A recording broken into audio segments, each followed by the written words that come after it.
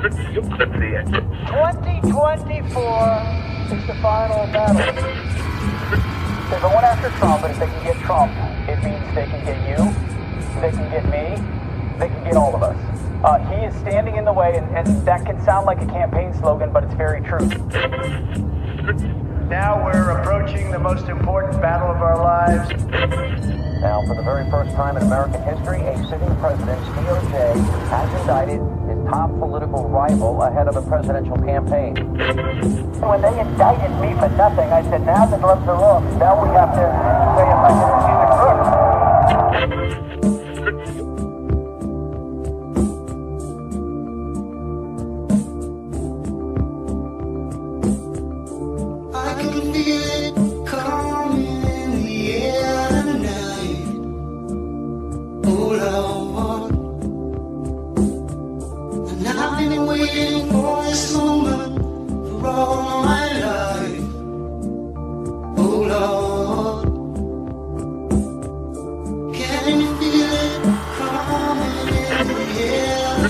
Now we're approaching the most important battle of our lives.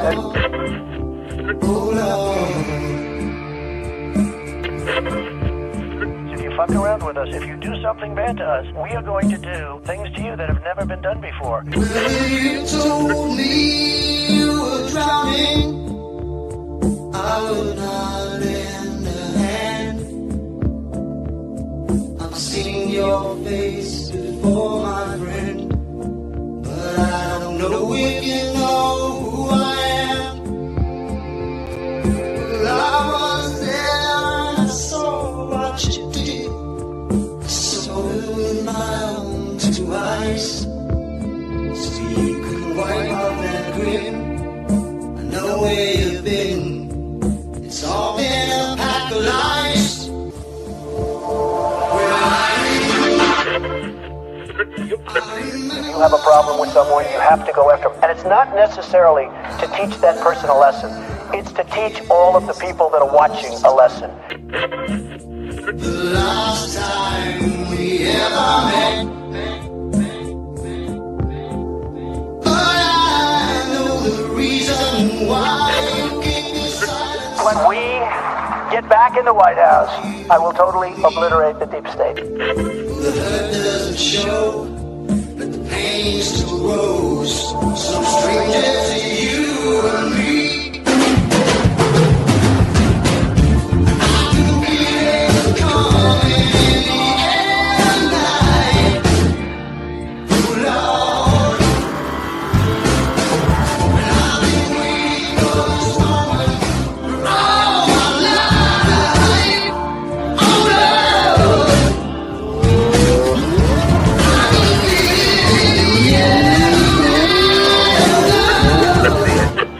When we get back power, I don't really want to have peace with these people who did this to us and are continuing to do this to us.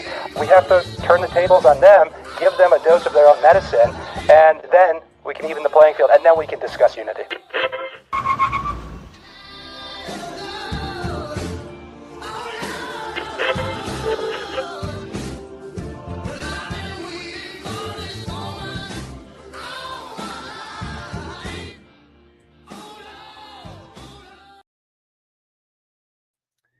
All right. Hello, everyone, and welcome to Patriot Underground. Today is September 27th, 2025.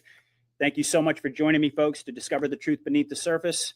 As always, I really do appreciate everybody out there taking the time to listen. And tonight, it is my pleasure to bring you folks another Patriot Roundtable. These are always great discussions, and I have an amazing panel put together tonight for what I hope is going to be an absolutely fantastic episode. So let me just go ahead and dive right in tonight and introduce my guests in no particular order because I love them all and they are all great friends of mine. Most of them are old friends. One is a new friend, but she's absolutely amazing. I'm going to introduce her in just a moment. So let's start off tonight with my good friend, Will. He's actually my OG audience, like my first fan. He was the first guy who reached out to me way back in my BitChute days when it was, I had an audience of like maybe 200 or 300 people, and Will reached out to me, and he was on the first round table that we did way back when, and he's been coming back ever since. He's a really great guy. He always has wonderful insight. So it's great to see you again, my good friend Will. Say hello to everybody. Well, hello, everybody. And it's a pleasure to be here as always. And I'll input my little 2 cents worth as I see it spiritually or from biblical perspective, as you know. And other than that, I will be learning. Well, we all learn from these conversations, and it's really, it warms my heart to know that somebody who connected with me all the way back in the beginning of my journey is still here, still walking the same path, still showing up to these roundtables and contributing. And you always have great points to make. So it is fantastic to see you again, my friend. Thanks for joining us. And by the way, oh, sorry, did I jump on your? Nope, I just said you're welcome. Oh, okay. Well, appreciate it, my man. All right. So speaking of old friends, we also have my man, Ben Danklin from Devolutionary Intel joining us. He is also a veteran of these roundtables. He is absolutely amazing. Ben and I connected, I think it was probably like 3 years ago now at this point. Not too long, really, after I kind of got my show up and running and I got these Patriot roundtables established. Ben has been coming back, and he always has great insights, great videos to share, and it's wonderful to welcome him back tonight. So let me bring Ben onto the stage. All right, sorry about that. Jumbled my words. I'm so excited tonight. Awesome. Thank you so much, Patriot. It's an absolute privilege to be here. It's an honor. And hello, everyone. Well, it's great to see you, Ben. And I have to say that he's behind the scenes shared some personal details about his life and becoming a father. And we've really had a great connection. And I really do value your friendship, my friend. And how's the little guy? I have to ask. 2 of them now. And yeah, they're doing great, man. Great. Yeah. Yeah, they're doing amazing. Thank you so much. Absolutely. Well, it's great to see you again, man. Thanks for joining us. So let's move right along tonight. This next guy knows how much respect I have for him. He is an amazing Anon from the Netherlands, the Maestro. He and I go way back. He reached out to me a couple of years ago. He graciously offered me to come on his platform. And I remember at that time, it was sort of strange for me because I was always the one doing the interviewing. And Maestro was one of the first guys who said, why don't you come on my show and I'll interview you? And it was like, whoa, this is a little bit different. But he and I are basically in constant contact. And he is honestly, he's one of the people that I have the most respect for, particularly behind the scenes. We share ideas. Recently with the whole Charlie Kirk event, let's just call it that. I was very honest with the audience. And I said, for the first couple of hours, I was norming a little bit and thought that it might've been real. And Maestro reached out to me and he was like, yeah, Patriot, you might want to check out some of these videos. And shortly thereafter, I realized how fake it was. And that's just one example of the way that Maestro shares information with me and really helps me along. And I have to say that everybody that I work with contributes to my body of analysis and my work. And Maestro, you've been absolutely amazing. So let me bring him on to say hello. Welcome, buddy. I know it's really late, by the way. This guy is a soldier. It's what is it like? It's past midnight already in the Netherlands. It's 1 a.m. here, Patriot. Yeah. Thanks for the introduction. But yeah, we're burning the midnight oil once again. And but it's always a great honor and pleasure to be on your shows, Patriot. So thank you for the invitation, and I'm very pleased to meet the other Patriots here. I know Mark, of course, and I saw your recent show with Bibi, and that was awesome. I'm looking forward to meeting Ben and Will, so I hope we can do a great show together. Thank you. Awesome. And it just goes to show the dedication. I mean, not many people would show up to a roundtable at 1 o'clock in the morning and burn the midnight oil just to be a part of this conversation. And sharing it with his audience over in Europe. I already saw in the chat, we've got people from the Netherlands. We've got people from Belgium.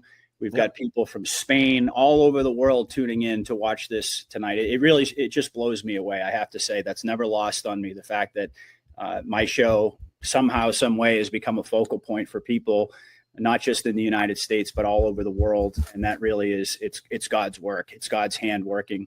And I have to say that typically when we do these roundtables, God always shows up. And I'm very grateful for that. So it's wonderful to see you.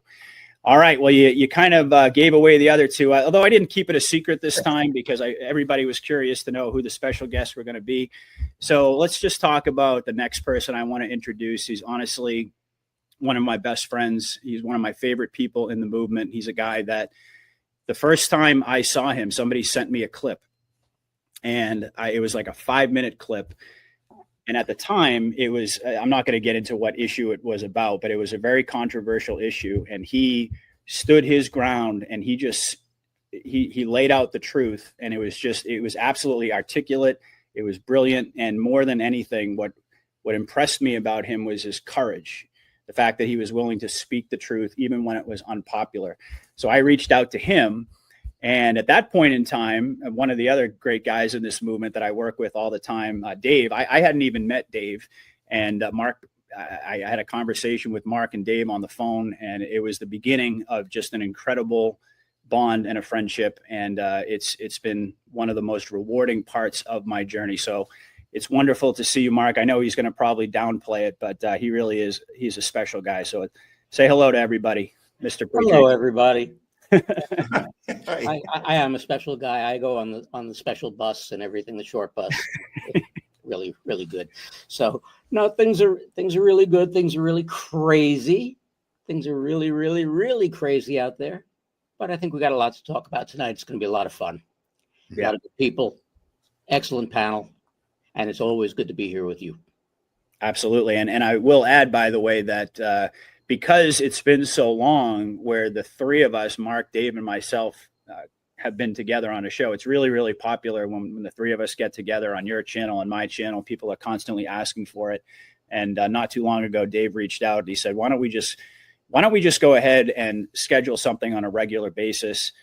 And I suggested maybe every other week. Dave was like, absolutely, let's go for it. So that's actually going to be this Thursday. I'm going to be hosting Dave and Mark on my platform. And then 2 weeks from then, we're going to be back on News Treason. It's always an honor to be on your platform. So I know the audience is really excited about that. So I'm looking forward to it.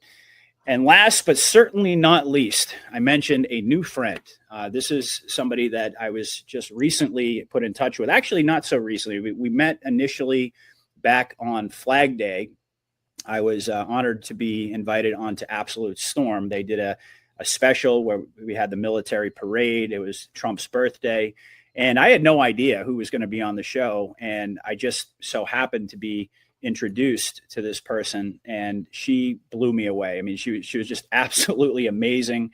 And she's actually the host of her own show, which is gaining a lot of traction, and for good reason, Doses of Deception. So if you guys aren't following BB McGuire on Rumble, you really, really need to be following her. She's absolutely incredible, a registered nurse, and she has dedicated herself to red pilling her audience on all things, really primarily pertaining to Big Pharma, because that's her area of expertise. But she is a true Anon. She's coming up to speed. She calls herself a Q baby, which I think is kind of funny, but she's coming up to speed really, really fast. She's a regular on Absolute Storm, which of course is widely considered to be the best, one of, if not the best Q shows out there. And so it's really wonderful to have connected with her. She had me on her platform a couple of weeks ago, and I was anxious to return the favor. So everybody, please welcome BB McGuire.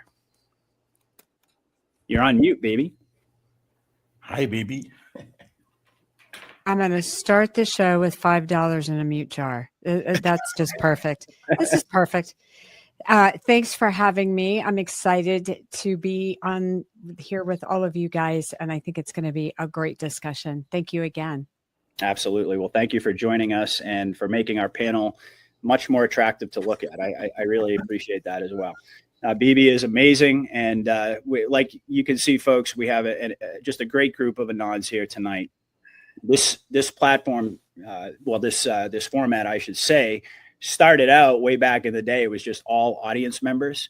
And I kind of missed that, to be honest with you. But as time went on, people kind of dropped off and haven't really been able to generate as much interest amongst the audience.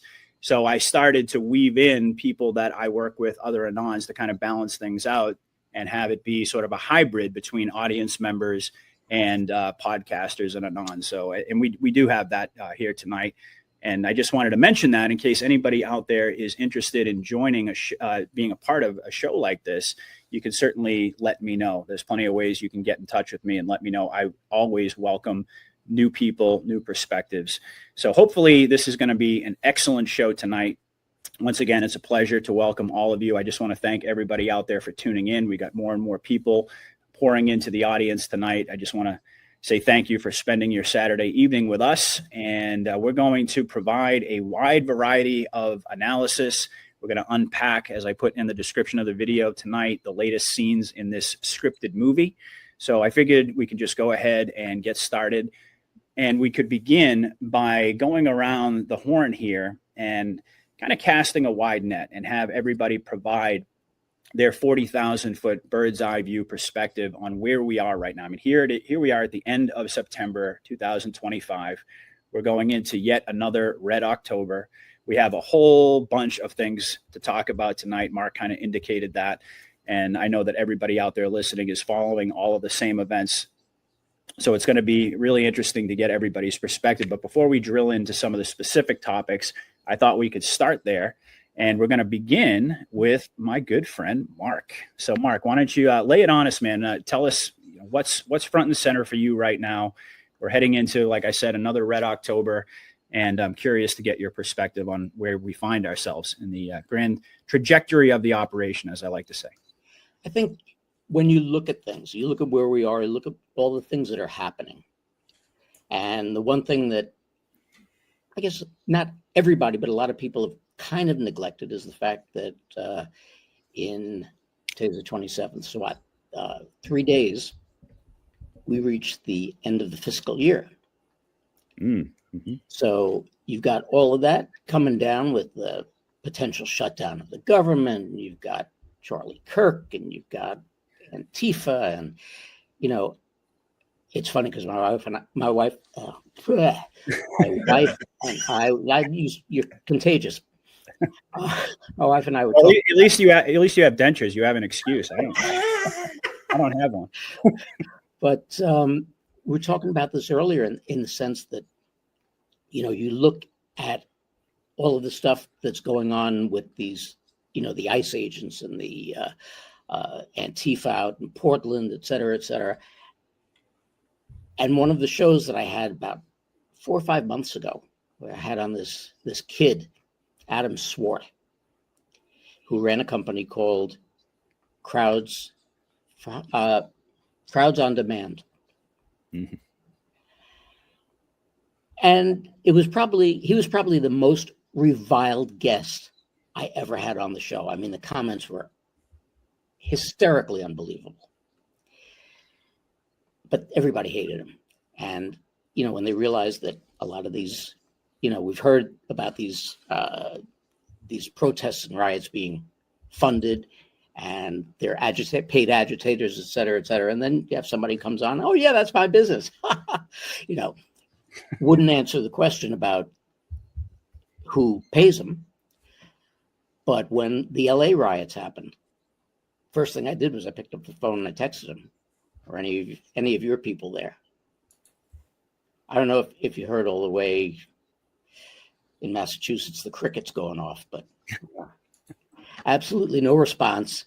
So, there's just so many things that are happening and so many things that are coming to fruition. There's the Charlie Kirk hoax and all of the things. And again, I guess I'm tainted and in the way that I look at things because of what I did for a living and because of the fact that I'm in New York. That's enough to kill your hopes and dreams right there. But when you look at everything that's going on and you look at how many people are still, I won't even say not awake, they're just completely and totally oblivious and still carrying the torch of the old guard. It makes it hard to understand. But I know that there's a lot more out there because, you take New York, you take California, they're mostly red states. It's just the pockets.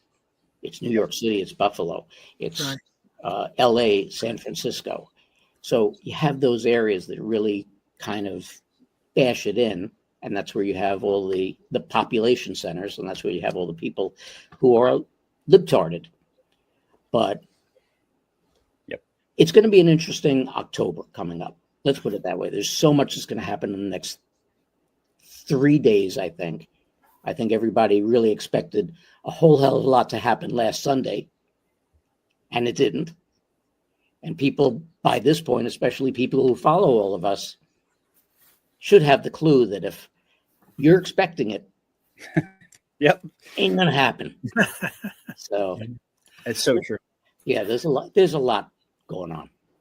Yeah. No, it is so true. Actually, I did my weekly show with Mike King. We recorded it on Sunday. Normally it's on Monday night, but we recorded it on Sunday, which was the day of the memorial event, the Super Bowl, puppy show thing. And we were speculating about it, and I said exactly that because it hadn't even started. It was scheduled to start like 2 hours after we sat down to record. And I just said, Mike, every time we get excited, every time we build up our expectations, just like when we saw the riots in LA and we had the Marines move in from Camp Pendleton and we were matching it up with the Q drops and like, holy crap. And everybody was saying, oh, I feel really precipice-y right now. We're getting all excited. I knew. I think for me that the penny finally dropped in a lot of different ways from this whole Charlie Kirk situation. First and foremost, not to lead with my emotions, and I want to touch upon that when I bring up Maestro in just a moment. Yeah. When you lead with your emotions every single time, you get it wrong. That's lesson number one. And then, like you talked about, Mark, the expectations. If we are anticipating something is going to happen, it ain't going to happen. It's not going to happen the way that we're anticipating. That doesn't mean necessarily that it's a nothing burger, because as we know, a lot of really interesting things happened during that memorial. There were a lot of comms, there were a lot of little wink winks, and you could say too, for the normies, it was a great event. People were praising God, and there was this really powerful energy. But something else that I just really quickly want to touch upon, which you sort of alluded to there, is at this point, after so many years of going through these endless psyops, you kind of get, it's almost like you compare it to a group of Marines who show up and on the battlefield for the first time, and they go through their first couple of battles, they survive. And it's almost like in the back of their mind, they think that the war is going to be over soon. And then you compare that to like their second, third, fourth, fifth tour of duty. After a while, you start to get battle hardened. And for us, sometimes that takes the form of being a little bit cynical about events. But other times, really, it's just a way of learning how to detach from that emotional response to things and from those expectations. And for Anons, I think, BB, you and I talked about this last time a little bit too. The movie is not for us, but this process is a spiritual growth process for all of us.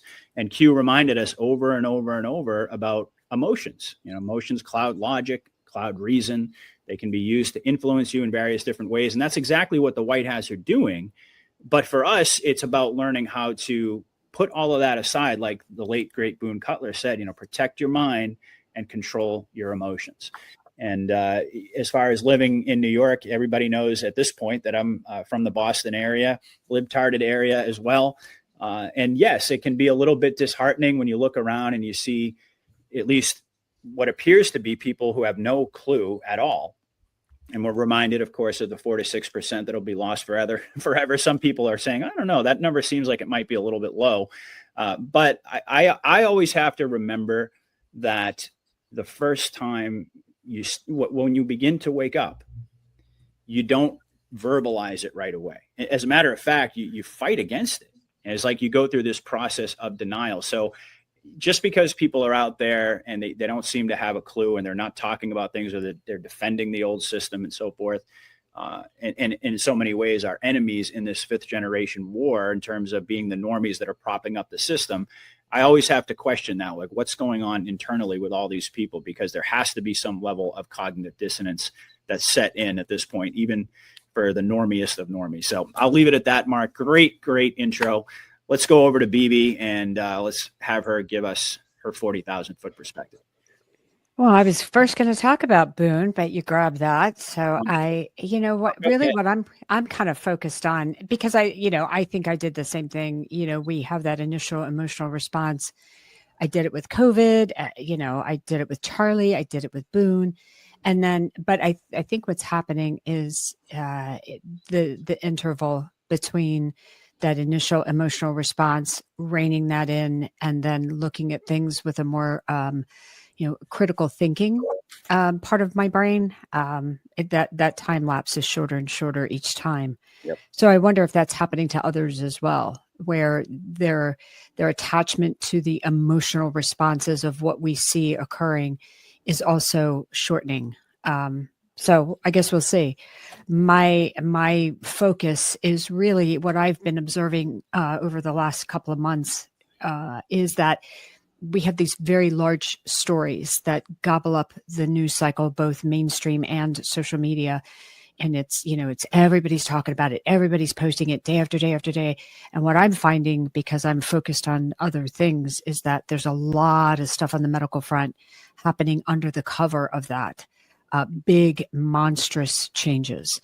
And I can't help but continue to go back to the Q drop that talked about crimes against children will unite humanity across party lines, difficult truths. And I believe that is going to ultimately be revealed in what has been occurring to the entire population, regardless of age, race, political affiliation, religious belief, is vaccine injuries, and also the associated chronic disease that goes along with that. Now, in addition to that, we have, big food conspiring with big pharma, with legislators. We have this whole conglomerate coming together to weaken us and make us dependent, so we will never challenge their authority. And I think that's what the big picture for me is. Awesome. Absolutely. I couldn't agree with you more. And you and I touched upon this last time. Every time this subject comes up of crimes against children will unite humanity across party lines, I always think of the shot heard around the world. And I also remember the Q drop that told us, or probably multiple ones that told us, that double meanings exist. And there's been a lot of speculation about that. The shot heard around the world, some people are saying it was the Charlie Kirk thing. But there are other folks who have speculated that the shot heard around the world is exactly what you're talking about. And the crimes against children, you and I discussed that there is a certain element of disconnect that can happen with a wide portion of the population when they hear about these horrific things that happen on Epstein Island and all of this satanic evil. For some people, it's going to have that effect, but for other people, some have speculated that they might, in a sense, be able to somewhat distance themselves from that because they didn't have that personal experience. And what you're talking about, and by the way, for all of us, everybody on this screen, that's not true. Everybody in this audience, that's not true. But for your average normie out there, it may be. And you have to think about this from the military's perspective, is that whatever it is that's going to unite all of humanity across party lines, it has to be something that touches and affects everybody. And no doubt, the crimes against children in the form of these bioweapons, really, I hesitate to call them even vaccines, is something that has reached everybody all over the world. Parents, people who don't have kids, like you mentioned, people of every walk of life have been affected by this. And that really is the tip of a much larger iceberg, as you indicated. So that's a great topic. And a little bit later, of course, everybody knows the big news about Tylenol being linked to regression and amplifying the loss of glutathione. And Bibi's going to talk about that. She's going to give us her expertise. She actually has a slideshow put together. It's going to be fantastic. This is what I mean. Everybody needs to follow Bibi, because as far as the health stuff, I mean, you're not going to get any better analysis out there. So thank you so much, Bibi. All right, let's move over to my good friend Maestro. Give us your 40,000 foot view, my man. Well, time is speeding up, of course. I mean, the events seem to be accelerating, and there's certainly a hell of a lot going on. I can hardly keep up, and it seems that we may have reached this turning point with this Charlie Kirk thing, referring to his assassination, of course, and the shot heard around the world. There's a new video clip that popped up today. I found on Telegram, so we might be able to look at that later on if we've got time. But we've had Trump as well. He's visited London. He's been to Charlie Sausage Fingers. That was a big event as well, of course. We had his epic bulldozer speech at the United Nations, filling everything and everybody. It was filled with comms, as far as I'm concerned. I think it was to bring the normies up to the know. I mean, a lot what he talked about we already know, but this is a big event. Everybody's there, so I think it was for the normies to get them up to the know. We've got this Netanyahu, Bibi Netanyahu. He has a total humiliation at the United Nations, saving Israel for last. I mean, the people walked out on him. I mean, there was a lot of booing and stuff going on. And he really looked, he wasn't the shadow of what he's always been, this Bibi. So that's very remarkable. And yeah, during a press conference, I think it was yesterday, Trump stated that Obama committed high treason in 2016 and that he will have to appear in court. We've got the Clintons, they're appearing in court on the 9th, I think, and the 14th of October. That's going to be very interesting. We've got the changing of the name Department of Defense to Department of War. That's a huge deal, I think. And we've got the Secretary of War, of course, Pete Hegseth, I think he's called, summoning more than 800 military generals and admirals worldwide for a special meeting on American soil. I mean, that's huge as well. He might be, reeling some baddies in as well. You never know. We've got these military operations going on with George Soros and Antifa getting rolled up, taken down. Trump has been talking about the death penalty. There's a concrete wall, I think, being built around DC again. That's huge as well. So what's going on there? Maybe military tribunals. It's going so quick. We've got RFK Jr. fighting Big Pharma and, like Bibi said, Big Food. I've never heard of that term before. And also the media and the combination of the media and Big Pharma sponsoring the media. He's taking that all down. That's huge. We've got General Lavrov as well. The Russian Foreign Secretary is claiming that the NATO and EU have declared war on Russia and are directly participating in it. We've got Sarkozy, the former president of France. He's been sentenced to 5 years in prison. We've got Trump saying he might have a deal on Gaza. I mean, it goes on and on and on. The Smith-Mundt Act may be coming into focus, and I've got something that BioClandestine posted today concerning Trump's last. Yeah, that's the one. Concerning Trump's last post on True Social.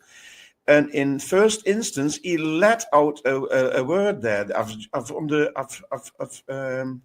given a red line under it.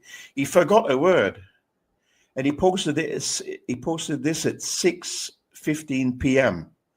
And the second one he posted, I've just posted it as well. This one, Patriot, you might be able to pull that up. And he put this word into it because he left that word off. He left it out. And he posted this at 6:30 p.m. And the next one, this one, I went to the Q board and I looked for the words of in Q brackets. What do you call it? Kill bracket. Mm-hmm. And the 6 posts in the Q board with of in kill brackets.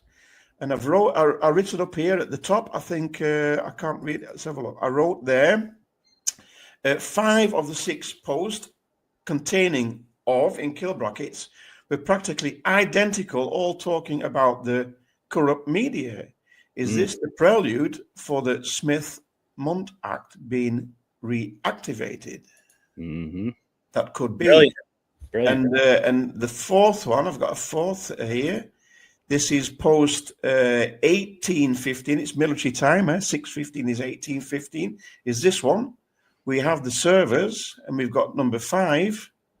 And that's this one. This is 1830. It's military time.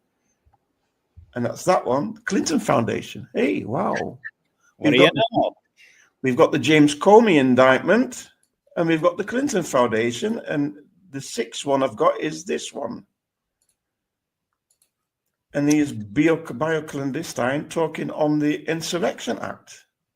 And that's what this is, the last post of bioclandestine. So this is quite interesting, this, guys, because, yeah. So that's what I discovered today. And Smith-Mundt Act may be coming into play. And that's going to be huge because, I mean, the mainstream media is one of the biggest problems we have at this moment. And we still don't know where Charlie Kirk was buried.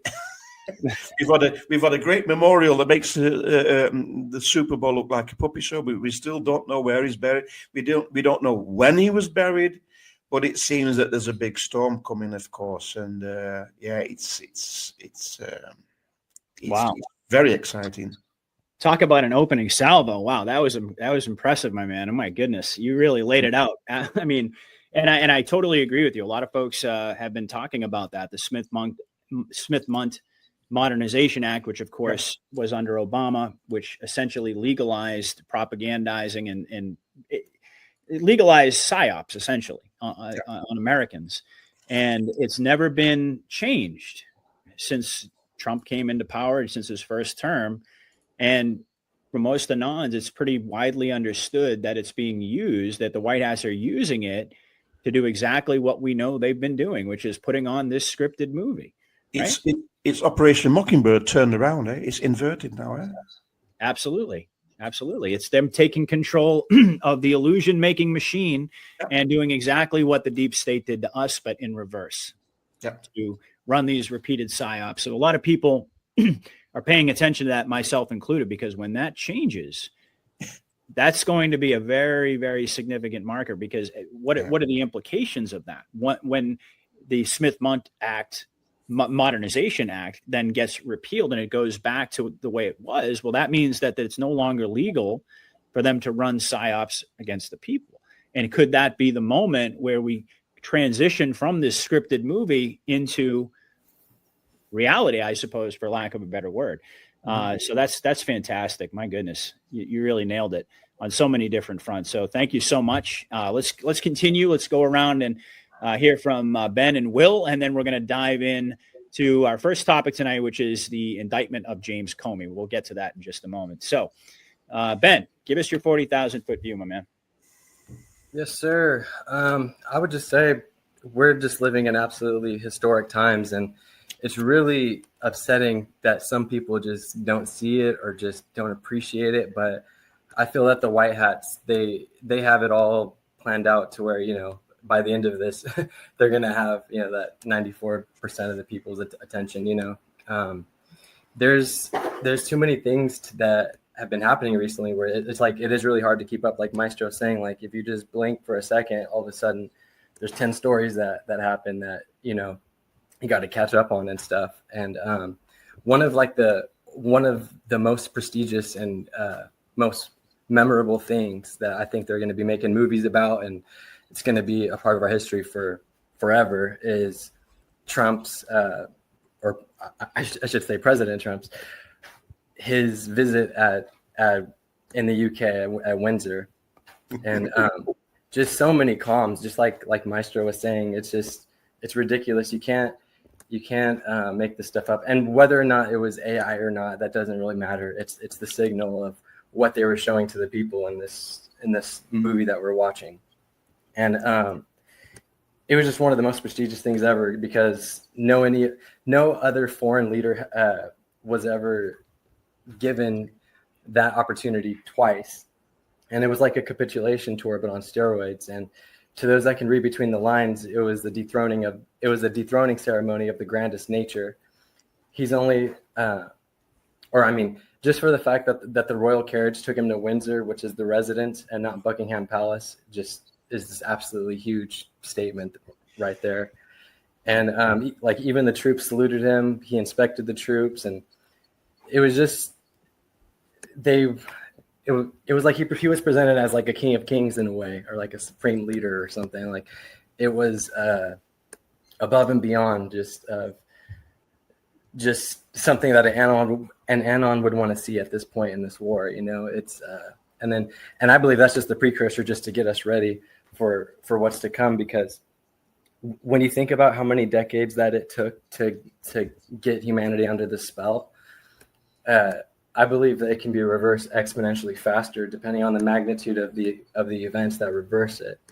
And so, those same exact events that can shift humanity a lot quicker are the ones that I believe we're going to see, because the storm is upon us, you know. And other than that, yeah, I'll just leave it at that. Awesome. Yeah, I mean, that was incredible. Maestro mentioned the recent trip there, and you're right. So many things are happening, though, and it was a reminder as Maestro was going through this whole litany of events that, my goodness, if you blink, you miss something, and it's impossible to cover everything on one show. And that's one of the reasons why I like to have a panel of people together and to ask this question, because we cover a lot more ground that way. But yeah, it was very reminiscent for me of the capitulation tour back in 2017. And as you put it, kind of on steroids at this point, like a reprise of that to remind us.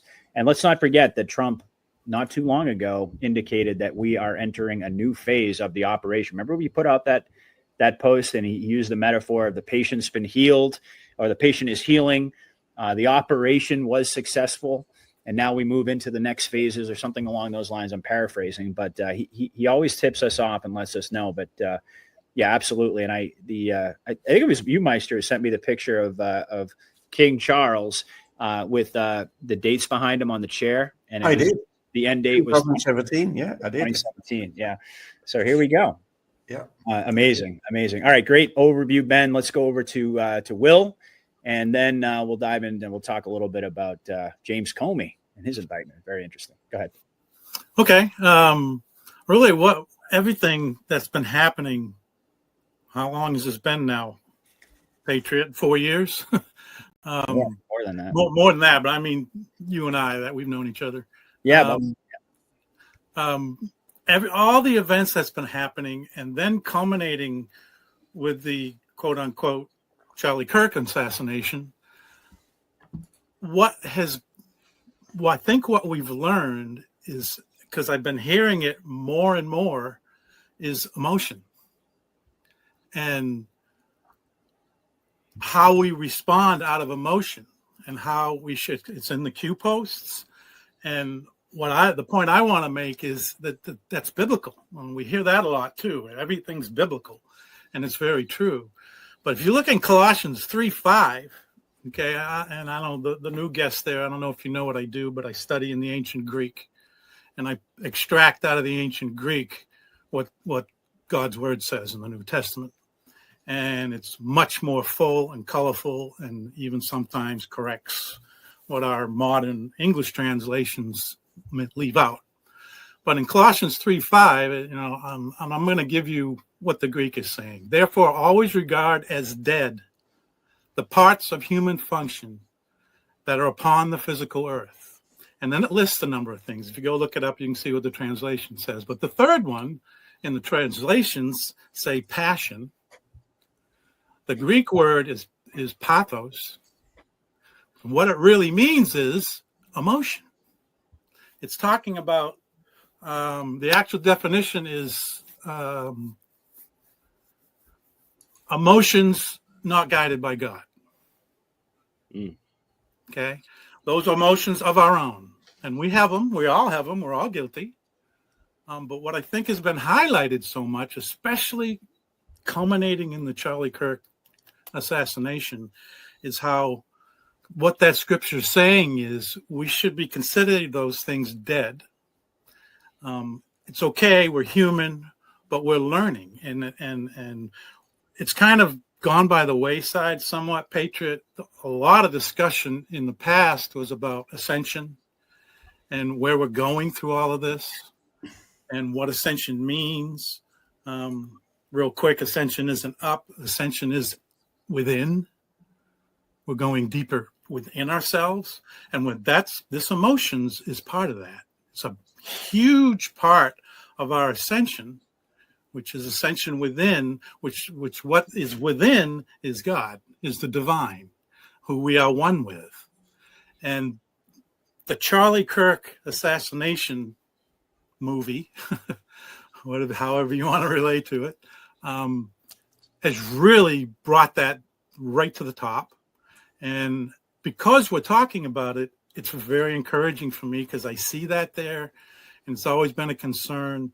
We're recognizing it now. It's a big step in our ascension, however you want to think that is, but our becoming one. We are one with the divine. We don't realize it, but we are. But as the scripture says, consider those things dead. What it's talking about is Christ came to bring us back to what God intended from the beginning for mankind. And that's done. But we don't always live it because we don't believe it, or we don't understand it, or we've been deceived. So it's really exciting. The other thing, real quick, is we mentioned the crimes against children that will unite mankind. Why is that so true? Again, it's biblical. It's our oneness with God. And how many times do we see in Scripture God, one of God's greatest desires are to correct, and God's justice is very different than mankind, is against the innocent. And that's what this is all about. Crimes against children and how much that affects us. And I agree, it's going to unite mankind. Mm-hmm. Why? Because we're all made in his image. We all have that in common. It doesn't make any difference what religion you follow, whatever your spiritual respects are. We all are united in this because that is one of God's biggest things he says he's going to take care of. And he's all over it. He's doing it. And I don't know if anybody's looked at what the word angels means. I think I've mentioned it to Patriot before. Angels in the Greek means it can be a heavenly being or a human being. It's right in the Greek. So I believe there are some, some would say maybe Trump is one of them. I think there's some on this panel that we are agents, basically angels are messengers of the truth of God. Beautifully said, my man. Beautifully said. And you're absolutely right. A big part of the conversation used to be, we spent a lot of time talking about ascension and what all that means. And but I've never forgotten that was actually the very last word. Even if you want to stay Q-centric about it, that was the very last word in the last Q drop that Q gave us, was the word ascension. Mm-hmm. So very well said. So let's go ahead and let's kind of clear the deck here. And let's talk about one of the big stories. And I mean, who knows if we're going to get to all of it tonight, but certainly I have a couple of topics that I'd like to hit. And that is the indictment of Comey. And this is something that we have been anticipating for quite some time.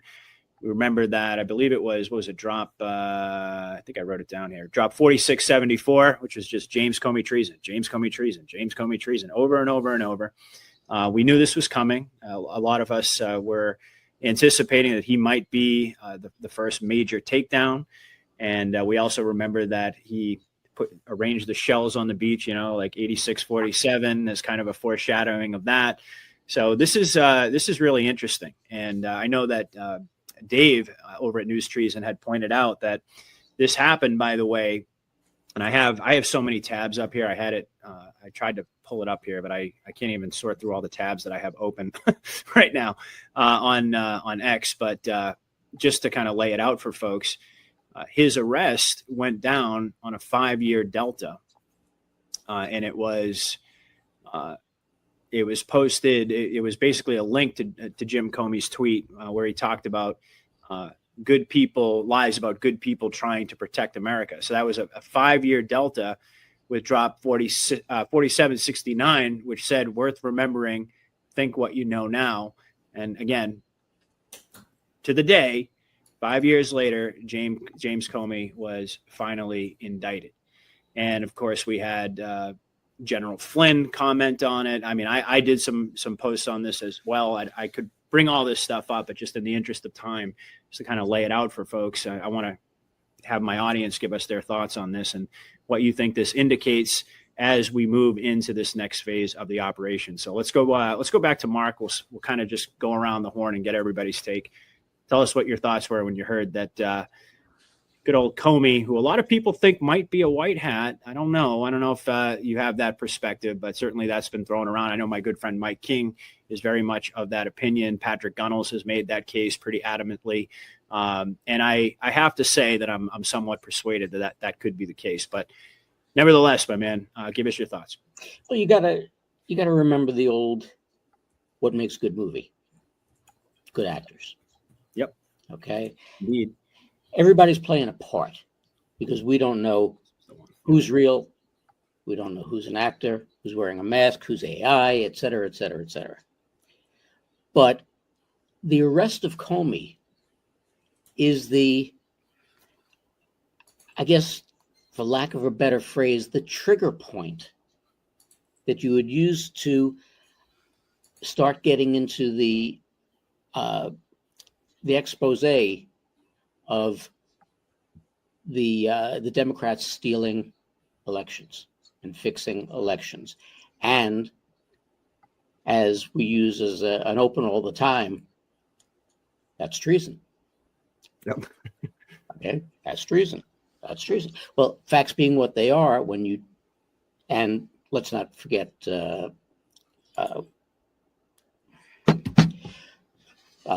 48, the EO.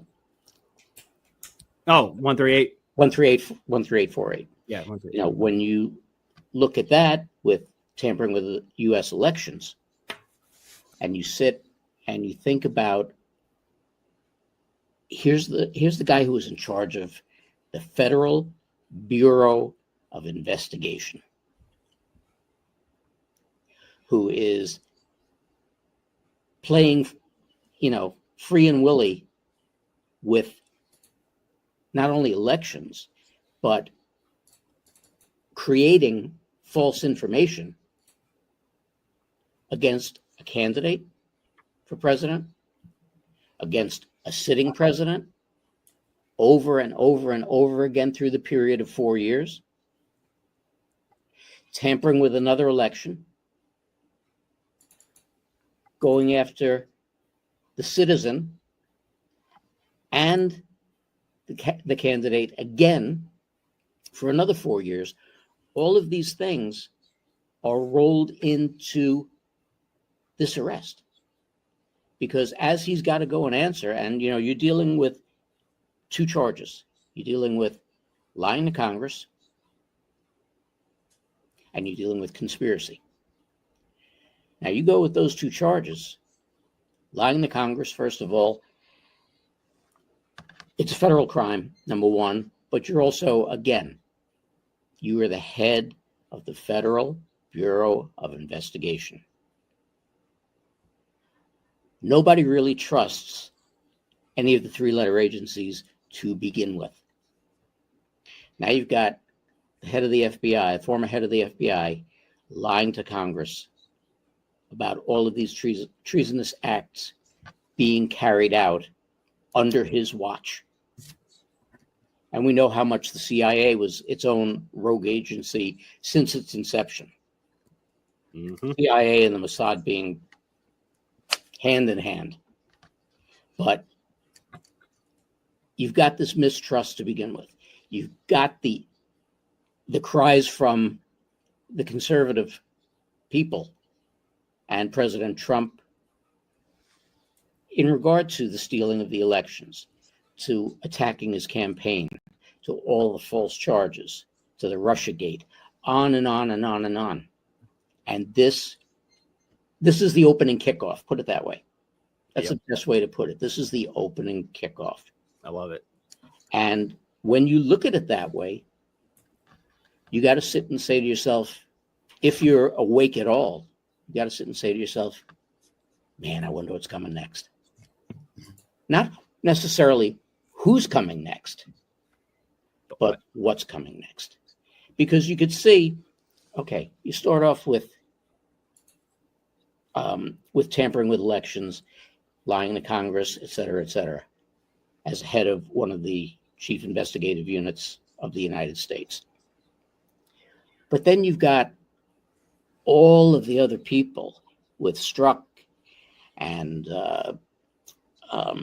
Page, Brennan and Clapper and all of that, and all of these people who were involved in all this. And then where does it come down to? It comes down to Hildegard over there. Mm-hmm. And then after you get through Hildegard, well, there's the Bommy Boy, and how much his input was into this. Exactly, Ruby. You know, how much of this relates directly to all of these people. And you can go back, and it's not just, as we've learned over these 8+ years, it's not just the Democrat Party. It's the Republican Party as well, because you can go back and you can look at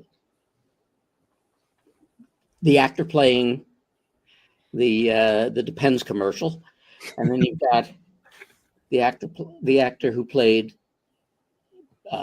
Bathhouse Barry, and then you got the actor who played, not necessarily the actor, but you know, it could have been Jim Carrey playing Bush Jr. because that if I only had a brain. And then you go back to Clinton and all the evil there, all the people who got knocked off there. So all of these things are going to come out, including Bush Sr., his connections, and you go back and you go back and you go back. Really, you can go back before the Kennedy attempted assassination. But if you really, really look at it from a whole, all of this goes back to LBJ. And everything moves forward from there. So this is really, while the left is screaming, you know, where's the Epstein list? Where's the Epstein list? You know, be careful what you wish for, you just may get it. But while they're screaming for that, he gets arrested. They're all screaming about the fact that we're weaponizing the Justice Department. Okay, you've already set that precedent, so shut your face.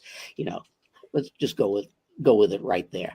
And then you move on to all it's the old phrase, crap flows downhill. And these people are now at the bottom of the hill. So it's going to get very, very interesting. Like I said, this is the opening kickoff. I can't wait to see the rest of the game. Absolutely brilliant. And I couldn't agree with you more. That is a great way to put it. It's just like, it's the opening kickoff. I've heard other people saying, like, you know, they're preheating the oven, or, you know, it's like, you can choose your metaphor, but the way that you just laid that out, you're totally spot on. And as far as, I mean, let's not forget, this also ties in, I would also add to that what really prompted the whole Russiagate thing to begin with. If you go back to the early days of Trump's campaign, part of it was to derail his campaign. We all know that. But what initiated them creating the Steele dossier? What initiated this whole massive distraction? What happened right before that? WikiLeaks. And then that ties in, of course, the murder of Seth Rich. A lot of people have been wondering, where's Julian Assange? When's he going to make a reappearance? So I think we could see, I would just add that to the host of other events. I mean, I love the metaphor of like the icebreaker. You know, it's like you once you break that ice, you see fissures go off in a million different directions. And that is when the entire house of cards comes crumbling down. And you know that I'm not the type of person who likes to give his opinion. Okay, I love my journalistic integrity, and I try to stick with that. But my opinion on this has been that the action really started back in 2011 or 2012. Agreed. When they essentially put a gun to Obama's ears and said that, you know, you're going to cooperate with this. And thus, in turn, yep, the Smith Revitalization Act, which allowed all my good buddies out there to put out all of this garbage that they had been putting out for decades before anyway, but really now you've got the ability to do it. So there's so many things that led up to it. And I think that that's really where the movie kind of began. And by the time the president finished his first term, everything was already done. Now you're watching the movie. You're absolutely right. Yep. You betcha. January 6th, 2021. We all know what that day meant. And since you mentioned 2011, 2012, when was the secret 60,000 man army created back then? The 60,000 that we know about based on FOIA requests, which is, again, you want to talk about the tip of the iceberg of a worldwide operation. And that's 2011, 2012. And by the way, that was the same time that Turning Point was started by an 18-year-old Charlie Kirk. Interesting. So there you go. I mean, and you're absolutely right. I mean, it's fascinating to talk about Obama's role in this. And I know you guys on News Treason have covered this quite a bit.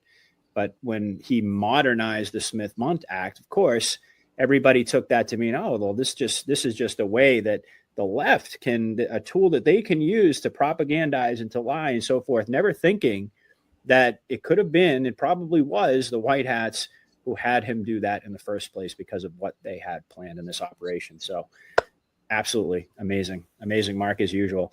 All right, Bibi, let's go over to you. What are your thoughts on Comey? Well, so I'm on the fence. I don't like to label white hat, black hat, because so much is unknown, right?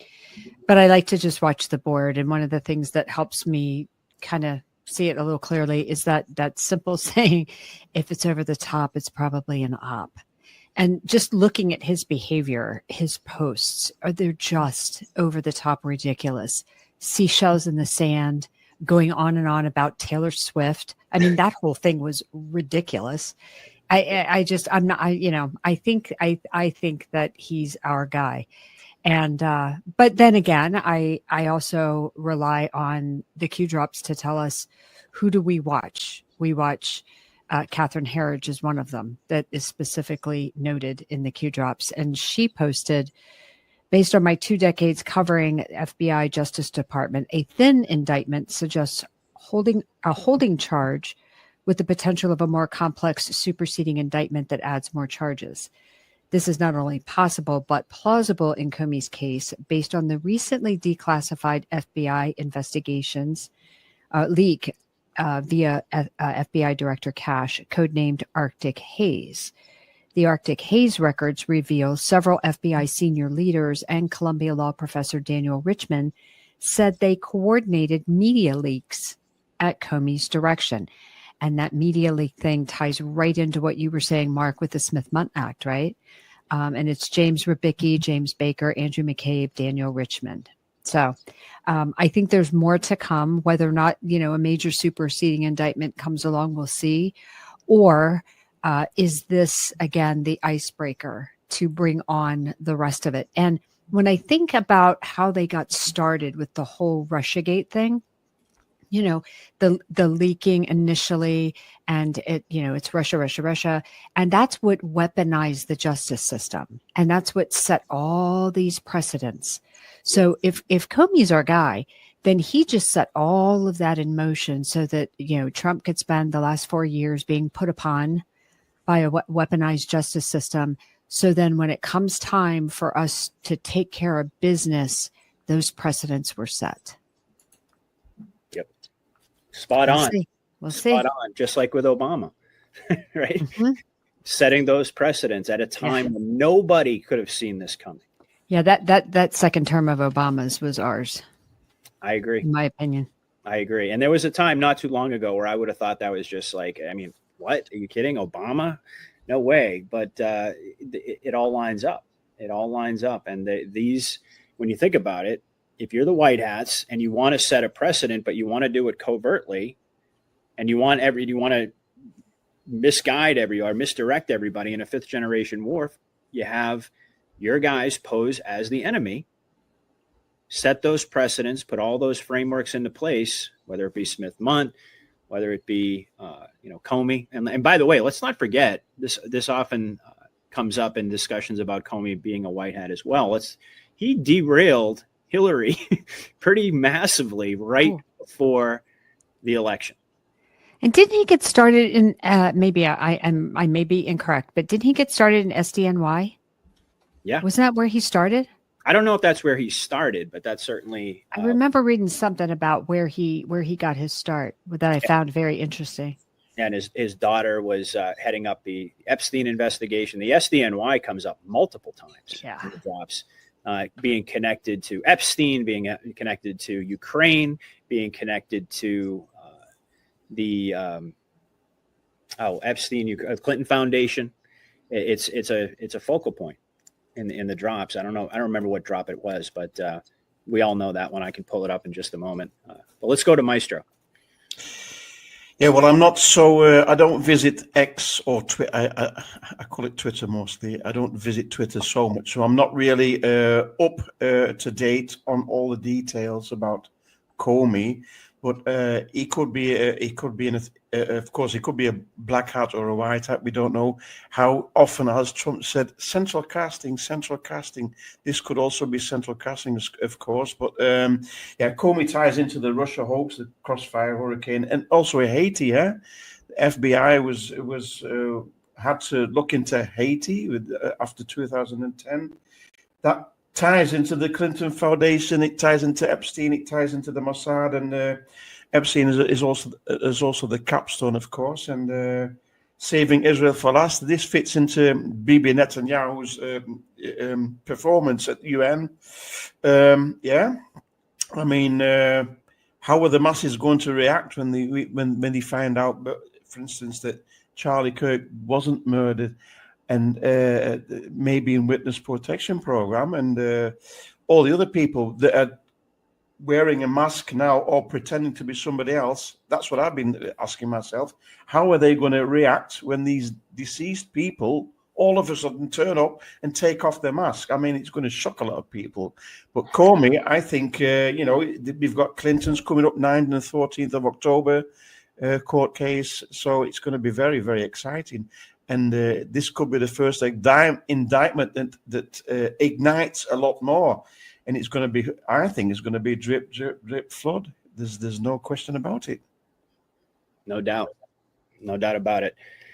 All right, let's go over to Ben, and then we'll hear from Will. What are you guys' thoughts on this Comey indictment? Yeah, so obviously there's so many layers that you can look at this, just like Maestro was explaining, and this makes me think of when Q said, "What is a keystone?" And as we know, Epstein was a keystone in his own way, but obviously Comey is the beginning of the end for a lot of these people that are involved in this. And regardless if he's a white hat or replaced already, putting the movie to the side for a second, as far as the narrative goes, he wasn't just the FBI director; he was the face of the coup. And as we all know, he pushed the fake Russiagate hoax. He leaked classified memos. He set up patriots like General Flynn. And after all that, now he's indicted. Pretty amazing timing, isn't it? Yeah. I believe it's a signal that the storm we've been waiting for that we're no longer waiting for, and it's here. For years, people said that justice would never come, but this proves the walls are collapsing. The indictment of Comey shows that nobody's untouchable, not the FBI, not the cabal, not even those at the top of the machine. This is the beginning of accountability. The corruption has once seemed invisible. It's being dismantled piece by piece. So everything that is going on right now in regards to that, I'm so excited to see what happens, because, 5 years ago, this is what we were dreaming of, Yeah. And just the way that the board is now, just the amount of power that Trump has now, it's just unmatched to just any time in history that I could think of where someone had this much power. And there's just so much light coming, and I just can't wait to see this all unfold. So, amen, brother. Amen. All right, Will, your thoughts? Yeah, I'm taking a very hard stance. What I mean by that is I'm expecting nothing.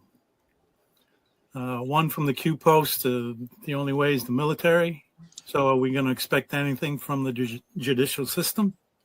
I think I'm expecting a big disappointment, and to point towards military having to do everything. But I'm taking that hardline stance with, as you know me, Patriot, hope. But if I'm totally wrong, you can thank me for the result. Well, it's interesting that you mentioned that, because there was a big uproar on X when everybody found out that this guy, Biden Judge Michael Nachmanoff, is overseeing the Comey case. Right. And so General Flynn posted on this, and we all know his role. I think it's very well understood to this audience especially, but Flynn posted on this. Now you know why I say we're one president away from losing our country to communism. And so I posted on this something very similar to what you were saying, because as you know, let's see, did that not show up? Oh, wait a minute. I didn't have that up on the screen. Hold on. I thought that was up on the screen. So let me go back here and let me show everybody's Flynn's post. Now, this is what I was just talking about. This guy. Okay. And everybody's freaking out. Oh my God, he's a Biden judge. We're going to see nothing. It's going to be a nothing burger. It's going to be a major disappointment, et cetera, right? But in line with what you were just saying, Will, and I've been very consistent about this all along, Q told us to think logically that the only way is the military. Right. And I've been saying all along now that I don't believe. Now, again, this is speculative in nature in a sense, because none of us have the script. We don't know whether this is going to play out in the civilian system or whether it's going to eventually switch over to military jurisdiction. Now, to me, it seems pretty clear that it has to, at a certain point, this has to switch over to military jurisdiction, whether even if we're talking about RICO charges, where they can sweep a whole bunch of people up. In the real world, RICO charges can take years and years and years to play out in a civilian setting. Right. And that's not going to be the way that this goes down. Now, what's going to be the actual trigger point where it switches over to military jurisdiction? That is purely speculative. I'm sure we all have some ideas about how that might go down. But this essentially was my post. I said, keep in mind as this trial, because we know this is all just a scene in the movie, especially given what we just laid out about Comey, as this trial moves forward, the end game has always been a military takeover of deep state prosecutions. General Flynn is signaling that we may see the optics of another miscarriage of justice. And then I went on to say that the White Hats need to show the people. Again, you can't tell them, you got to show them how deeply entrenched the two-tier system was by revealing the truth and then simulating how the civilian system is designed to insulate and to protect the elite. And then I went on to close it out by saying, protect your mind. Again, control your emotions. Hat tip to Boone Cutler there. And prepare yourself for the next chapter in exposing something that we've seen all along, really, ever since Trump came in optically for his third term. Judicial tyranny over and over and over as yet another stepping stone to what Anons have long understood is the inevitable. Think about it logically. The only way is the military. So I think that what you're saying there, it's not like, I don't think Will is trying to black pill or anything along those lines, but rather to say, and this goes back to what we were talking about earlier in terms of expectations, right, of how we might see things play out. Yes, there's no doubt that Comey getting indicted is everything that everybody shared tonight in terms of the beginning, like Mark put it, the kickoff, the icebreaker, etc. But I for one do not believe we're going to see this thing play out in the civilian system. And I'm curious if anybody just wants to comment on that before we move on. Well, can I ask a question of the whole panel? Sure. You think it could be possible, because so many other events that we're aware of that the sleepers, the normies, have no idea. You think it could be possible this could be worked out through the judicial system, that behind the scene the military is taken over, where the normies won't know everything, but they could do it through that system, through that kind of covert? It's certainly possible. I mean, we know that the JAGs have been all tapped, right? Mark, you know very well about that. That's been something that's a huge tell right there. The fact that they're activating judge advocate generals, and we're seeing progressively more and more presence of the military, and in particular in terms of prosecutions, in terms of, they've been talking about it in terms of immigration, and now they're kind of talking about it in terms of, well, now this whole Antifa thing, the domestic terrorism, the military could be involved with those types of prosecutions as well. They're hinting at it. So again, I'll just, we'll just pitch that question. Does anybody want to comment on that, the transition to military jurisdiction? Well, the whole thing has been military jurisdiction. I mean, overtly, I guess that's a bit. No, but even overtly, because you got to remember what's been put out there over the past couple of years. Just recently, again, the activation of more JAG officers. Yep. Then on top of that, a few months back, all of the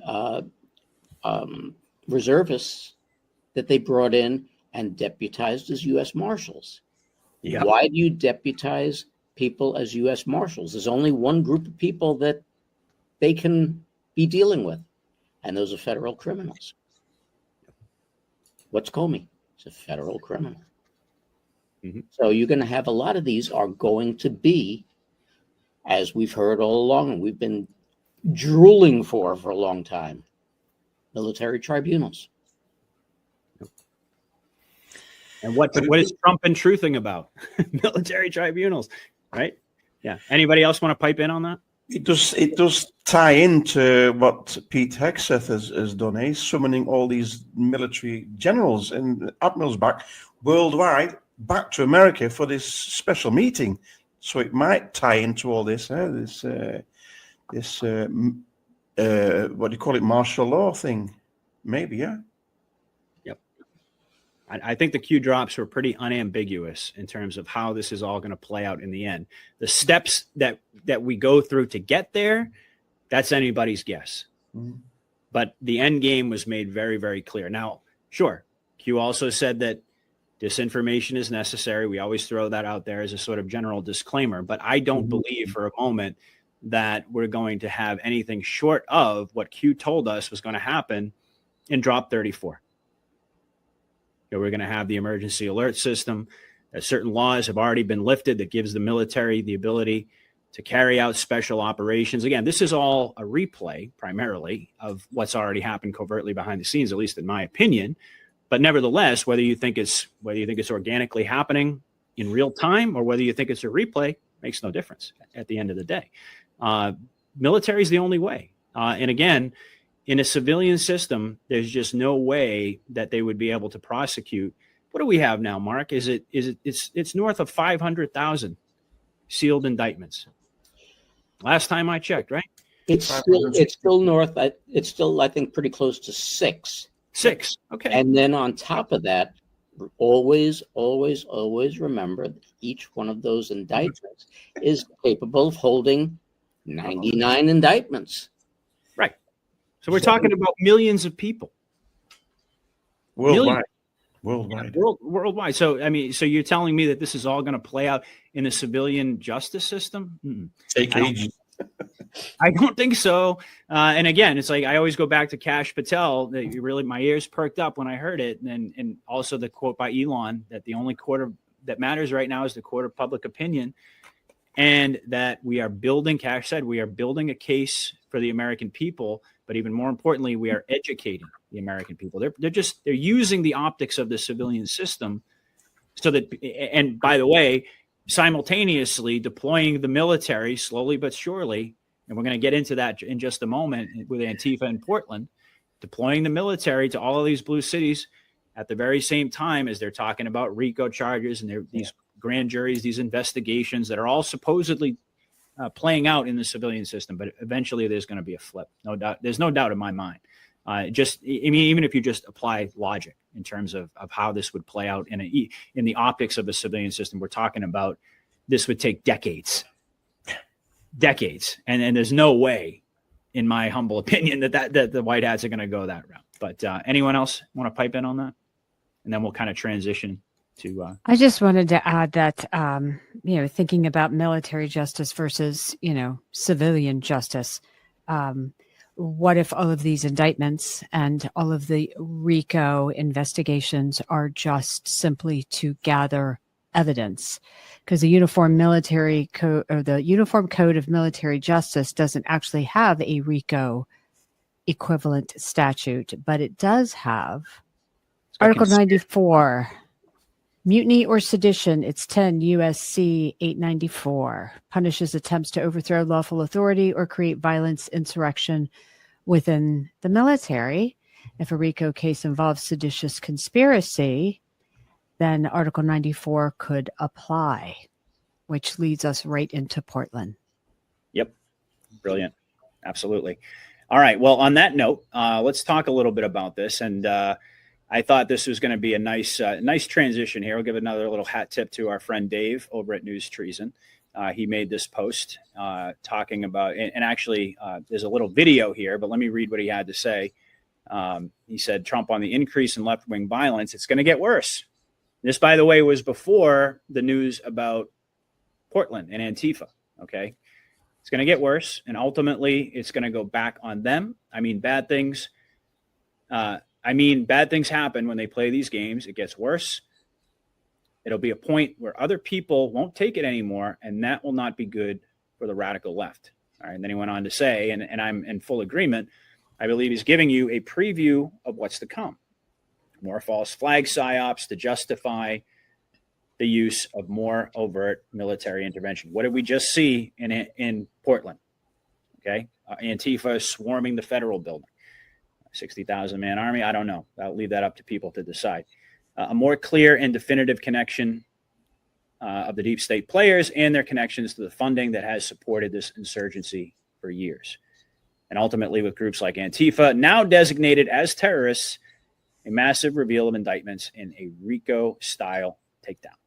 All right, so Dave, I think, hit the nail on the head there.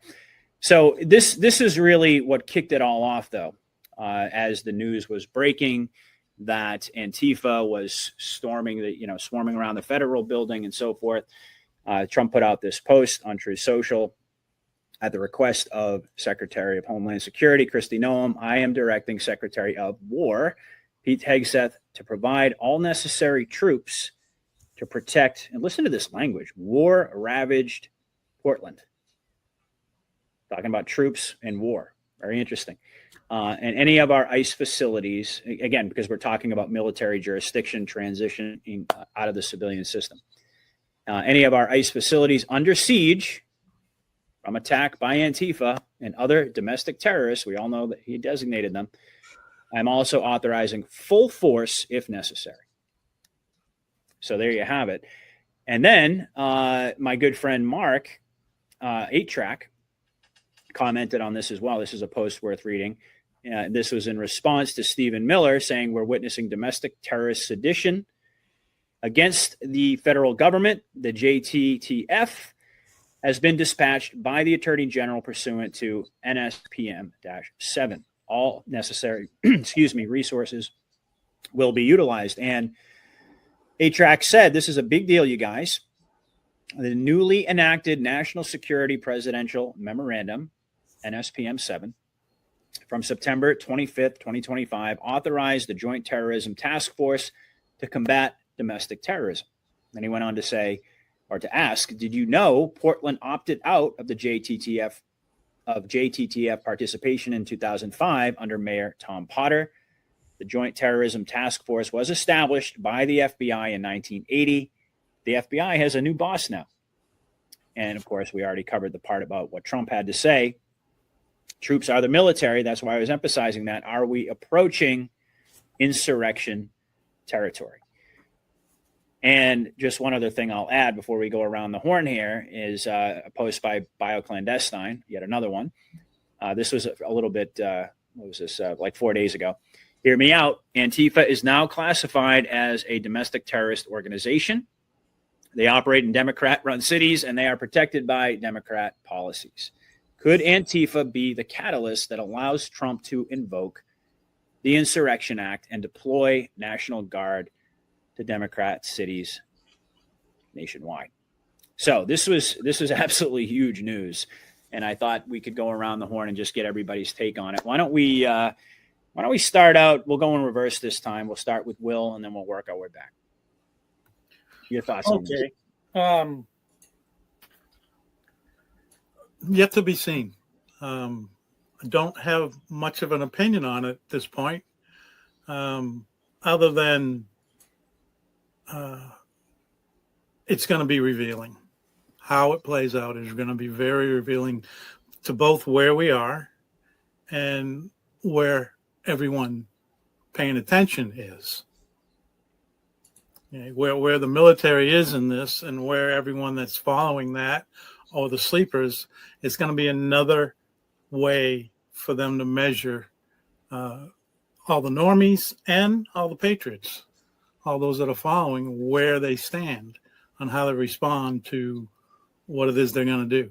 And I think where they believe we are now, both the normies and the patriots, has determined what they're going to do. They've already determined that based on, I think all along for years, they've been progressing as people woke up and as patriots responded, all with the mindset of avoiding revolution. Yeah, and I just wanted to just add in that it's just like a perfect storm brewing between Trump, designating Antifa as a terrorist group, and the Charlie Kirk thing happening recently, or quote unquote happening, however you want to say it, and just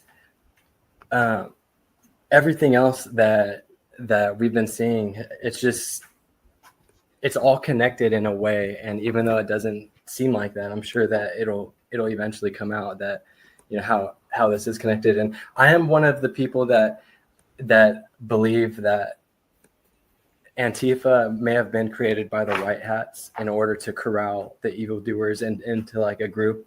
Same thing as BLM, that there's a possibility. I mean, it's hard to know for sure, obviously, but yeah, it's also hard to know if we are watching the 60,000 person army or people from that, just acting. So yeah, I would say people, if you're any people that are near those events or whatever, I wouldn't risk going to check it out. But yeah, other than that, that's just about it. Thank you. Yeah, no, I agree with you. With both of you guys. I mean, the thing is, we don't have the script again. We don't know exactly how this is going to play out, but we do know is that the military overtly, okay, for all the normies out there, they need the justification to deploy troops to blue cities. And this is something that we've seen it take place in various different forms, right? First, it was the riots in LA. And then it was in DC under the guise of violent crime reduction and beautification, right? And now they're taking it up another notch by designating Antifa a terrorist organization, which opens up the door to RICO charges. It opens up the door to, of course, Trump has been talking nonstop about Soros, etc. But this could very well provide the optics, whether you think it's 60,000 man army or whether you think this is, these are real people on the street or some hybrid of the two, doesn't matter.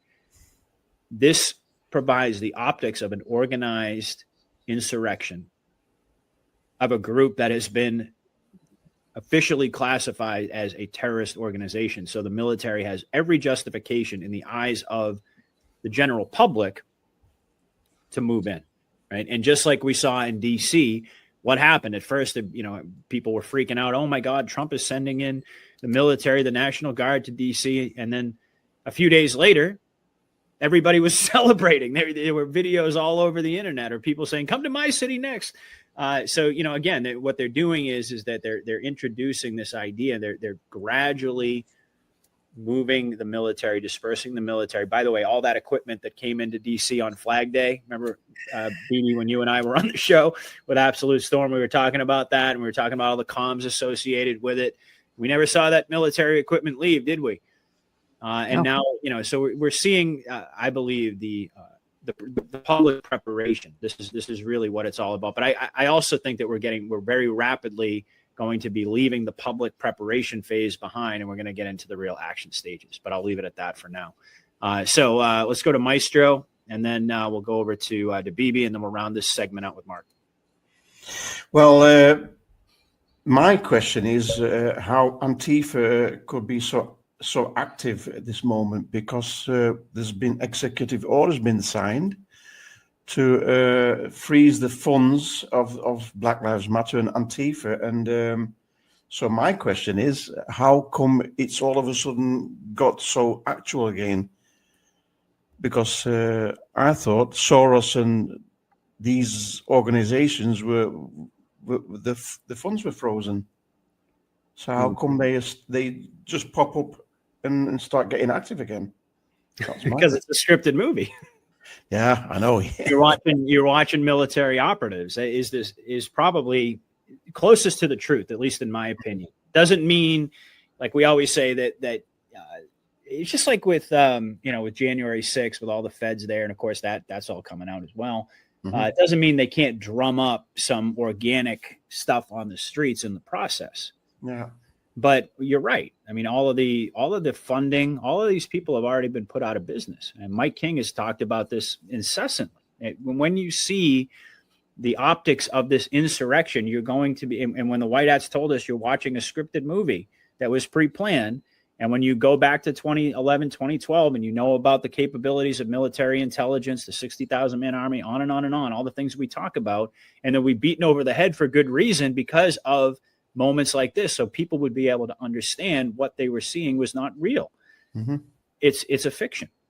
And in my view, it doesn't mean that there maybe aren't some clowns out there on the street, some remnants, some low level people that still haven't been swept up. But all the big players are gone at this point. Okay, so they need reason. They need a reason to get them out there, the military, and that's right. Yeah. Okay. Yeah. All right. Mark, your thoughts? When Donald Trump decided or was asked to run for president, I was really excited about it because here's a guy who's not a politician, and he grew up in the same era that I grew up in. And there were certain things that we grew up with. Now, bearing in mind the fact that this is a movie and we know that this is all being scripted and not in actuality real. My show is called Respect. I chose that name because it's been sorely lost in our society, in global society. Another R that has been extremely sorely lost in society is responsibility. As an engineer, I always go back to the first law of physics, which is every action has an equal and opposite reaction. Yep. Well, when you get out in public and you decide that you're going to take on law enforcement agents, be they local police, be they state police, be they federal agents of any kind, ICE or anything else, number one, you're violating the law. Number two, you take the chance of either getting the crap kicked out of you or, depending how much you escalate it, being shot. Nothing would please me more than to watch them go into Portland, have these jagoffs come out on the street, do what they do, and just one, either National Guard person or one ICE agent, take the butt of the rifle, boom, out cold. You know what happens when you turn on the lights and you have roaches? They all scatter. That's exactly what will happen with these pussies. Yep. Because this is what it is. We have gone through a societal change where you don't spank your kids, you don't yell at your kids, you sit down and you coddle them and you get through to them. Well, you know what? These kids need a good spanking. And it's about time that they learned what responsibility is. You make the conscious decision to act in a certain kind. And if it's negative towards society, you will have a price to pay. Yep. Okay. They drummed up all of this crap on people on J6, knowing that it was completely and totally infiltrated, knowing it was completely and totally false, et cetera, but they did it. Why? Because they could.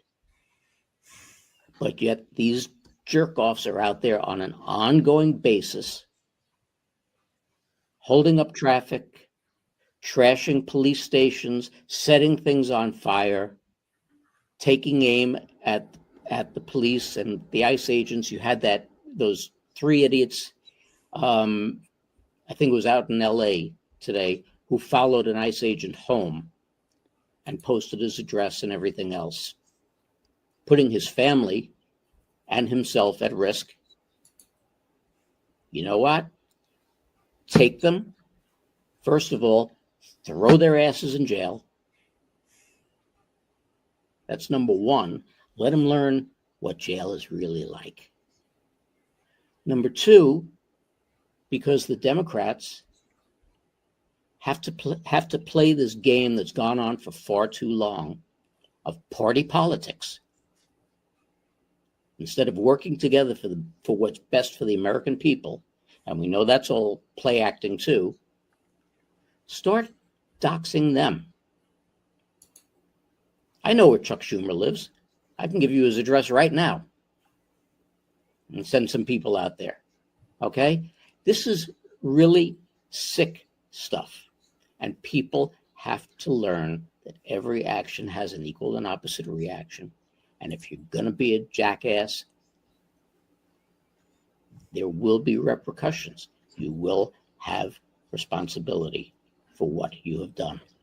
And I think it's high time that they start to learn that. And I think Portland could be that turning point. God, I hope so. Yeah, absolutely. And I don't know if you guys saw this, but I actually got a little bit of a chuckle out of this one. Legendary rapper Ice Cube, his tour bus was bombed by Antifa after they mistook his bus for the ICE authorities. I mean, whether or not that's real, I don't know. I mean, if it is, obviously, I probably shouldn't be laughing, but it's just. But honestly, this is an example, I think, of what Mark is talking about. These people really do need to be taught a lesson, and they've been enabled for so long. And that's the thing. Whether or not you think this is primarily staged, or whether you think there's an organic element to it, again, doesn't really matter at the end of the day, because we're going to see them get what's coming to them. And ultimately, they've been well funded, they've been organized, they've been trained, and ultimately they've been enabled by the deep state politicians for all of these years. But it's already happening. They've arrested a whole bunch of them. I saw one video of a guy who just got lit up with like pepper balls. He took off his shirt and he was just like covered in them.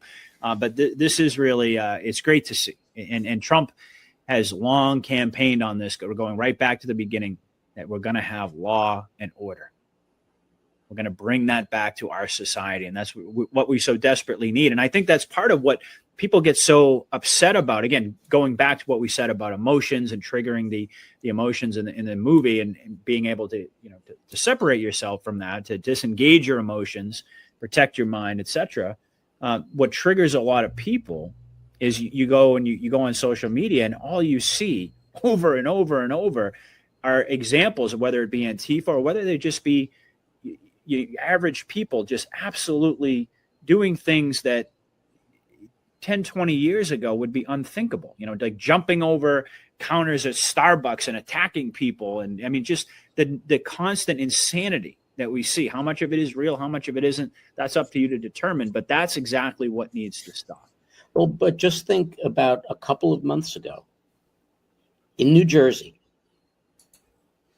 obviously a blue state, but in New Jersey, where they proposed a law that if juveniles cause property damage or personal injury or anything else like that, that the parents be held responsible for the actions of their children and have to pay for whatever property damage was done or whatever physical harm was done. And again, that takes once. Yep. That takes just once. You make that parent have to go and, they burn somebody's Tesla and lay out $50,000 to replace that person's Tesla. That kid won't sit down for 10 years. I don't care what their opinions were before. And this is what needs to happen. People have to be held responsible for their actions. Yep. Totally agree. Let's go over to BB. And then I'm going to tee it up because BB's got a presentation for us, and we're already like approaching 2 hours. So I want to make sure we get to that. But go ahead, BB. Well, Bioclandestine on Telegram had a great post. He said, POTUS technically does not need to invoke the Insurrection Act to send the U.S. military to defend federal property. It's considered a federal function, not local policing. Yep. So he can move the troops, have forces in place preemptively. Then if he chooses to invoke the Insurrection Act, troops will be already in position, which I found interesting. And that NSPM 7, it says that the National Joint Terrorism Task Force and its local offices, collectively known as JTTFs, they are to investigate potential federal crimes related to acts of recruiting or radicalizing persons for the purposes of political violence, terrorism, conspiracy against rights, the violent deprivation of any citizen's rights. They shall also investigate non-governmental organizations and American citizens residing abroad or with close ties to foreign governments, agents, citizens, foundations engaged in violations of FARA.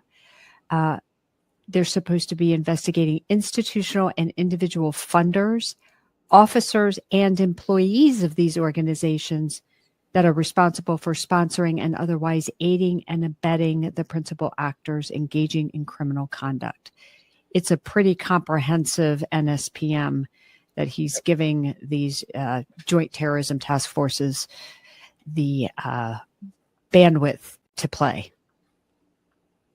Yep. I couldn't agree more. Absolutely. All right. So I know I see a couple of videos here. Did Ben or Will, did you guys want to add anything to that or Maestro? No, I'm fine. Thank you. Okay. I'm good. Excellent. Maestro, you good? I'm okay. Yeah, thanks. All right. Excellent. Okay.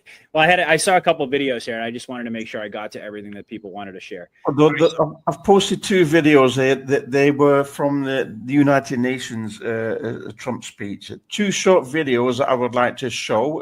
The first one is the White House one. The White House covered this speech of Trump, and it started exactly on the 17th minute. Oh, okay. Let me pull that up real quick. Hold on. Oh, here it is. The Assembly will hear an address by His Excellency Donald Trump, President of the United States of America. All right. And the second one is the first time that Melania Trump appeared on the screen. And that was quite remarkable as well. So I don't know what's behind that, but you maybe want to pull that one up as well. Energy costs are down. Gasoline prices are down. Grocery prices are down. Mortgage rates are down. And inflation has been defeated. The only thing that's up is the stock market, which just hit a record high. In fact, it hit a record high 48 times. That was remarkable as well, wasn't it? It's something totally off the topic, but Melania was in the screen. She was on screen between 2021 and 2029. So what does that mean? Huh? Wow, very interesting. Is Trump going to? Trump was president from 2021 to 2025. Is there another 4 years coming? Huh? I don't know. We'll have to see. Yeah. We'll have to see. All right. Well, without any further ado, now that we're an hour and 45 minutes in, and then, by the way, this has been a fantastic panel. I hope everybody out there is enjoying. We got quite a nice audience tonight, and I know I, for one, am certainly enjoying this conversation. But I've been looking forward to this because I wanted to give Bibi the spotlight here to do what she does best and take us through the big news that on the big pharma front, of course, having to do with the connections of Tylenol to autism. And so just to kind of preface this really quickly, this was an article out of the Daily Caller. Scoop: Tylenol maker privately admitted evidence was getting heavy for autism risk in 2018. And then it goes through the article basically documenting all of this. It was, I believe, I don't think I have it up anymore, but MJ Truth did a nice breakdown of the article. But in essence, the pharmaceutical company Tylenol privately acknowledged the likelihood of an association between its drug, which, by the way, is acetaminophen. It's not just Tylenol, which I'm sure Bibi will talk about. Tylenol is the brand name. And neurodevelopmental disorders like autism in children. 7 years ago, company documents obtained by the Daily Caller show, essentially. The weight of evidence, and then I'll just have this one quote here, and then I'll pitch it over to Bibi and pull up her slideshow. The weight of the evidence is starting to feel heavy to me, said Rachel Weinstein, U.S. Director of Epidemiology for Janssen, the pharmaceutical arm of Johnson & Johnson. In 2018, Johnson & Johnson marketed Tylenol at the time, but in 2023 spun off its consumer products division into a separate. Okay, so then it just kind of goes on from there, but just to highlight how long they knew that this was a major issue. So with that, let me turn it over to you, Bibi, and have you talk about this major development. And again, this is exactly why you need to be following Bibi's channel, because she does this on a weekly basis. She breaks it down better than anybody. Go for it. Oh, you're muted. Grief. Here we go again. Now I'm up $10. Okay. So this is just a small snippet of what I'm going to do on my show on Tuesday. So if you want to go deeper, head over to my channel on Tuesday at 5 p.m. Eastern, Doses of Deception. We're going to go much deeper than what I'm going to show you guys tonight. First thing I'm going to show you is that Donald Trump was talking about autism back in 2012. Autism rates through the roof. Why doesn't the Obama administration do something about doctor-inflicted autism? Interesting phrasing there. We lose nothing to try. I'm going to go to the next one. Yes. All right. So here we go. So this autism announcement that was done last Friday, they were recommending no Tylenol for babies when they're given vaccines. The MMR shot, instead of it being MMR plus V, which is varicella for chickenpox, the ACIP committee on Wednesday and Thursday of last week had already determined that varicella should be given separately from MMR. And then Trump took it further and said MMR should be given as 3 separate shots. Label: Tylenol should not be used in pregnancy except for emergency. And man, oh man, the removing aluminum from vaccines is massive. We've covered this in depth on my show. I won't go there tonight. Spread the shots out over 4 to 5 visits. Hepatitis V vaccine only recommended for age 12 and up. And what's interesting about that particular thing is that the ACIP committee was supposed to vote on its first day, which was Thursday of last week, on the hepatitis B vaccine, and they tabled it till Friday.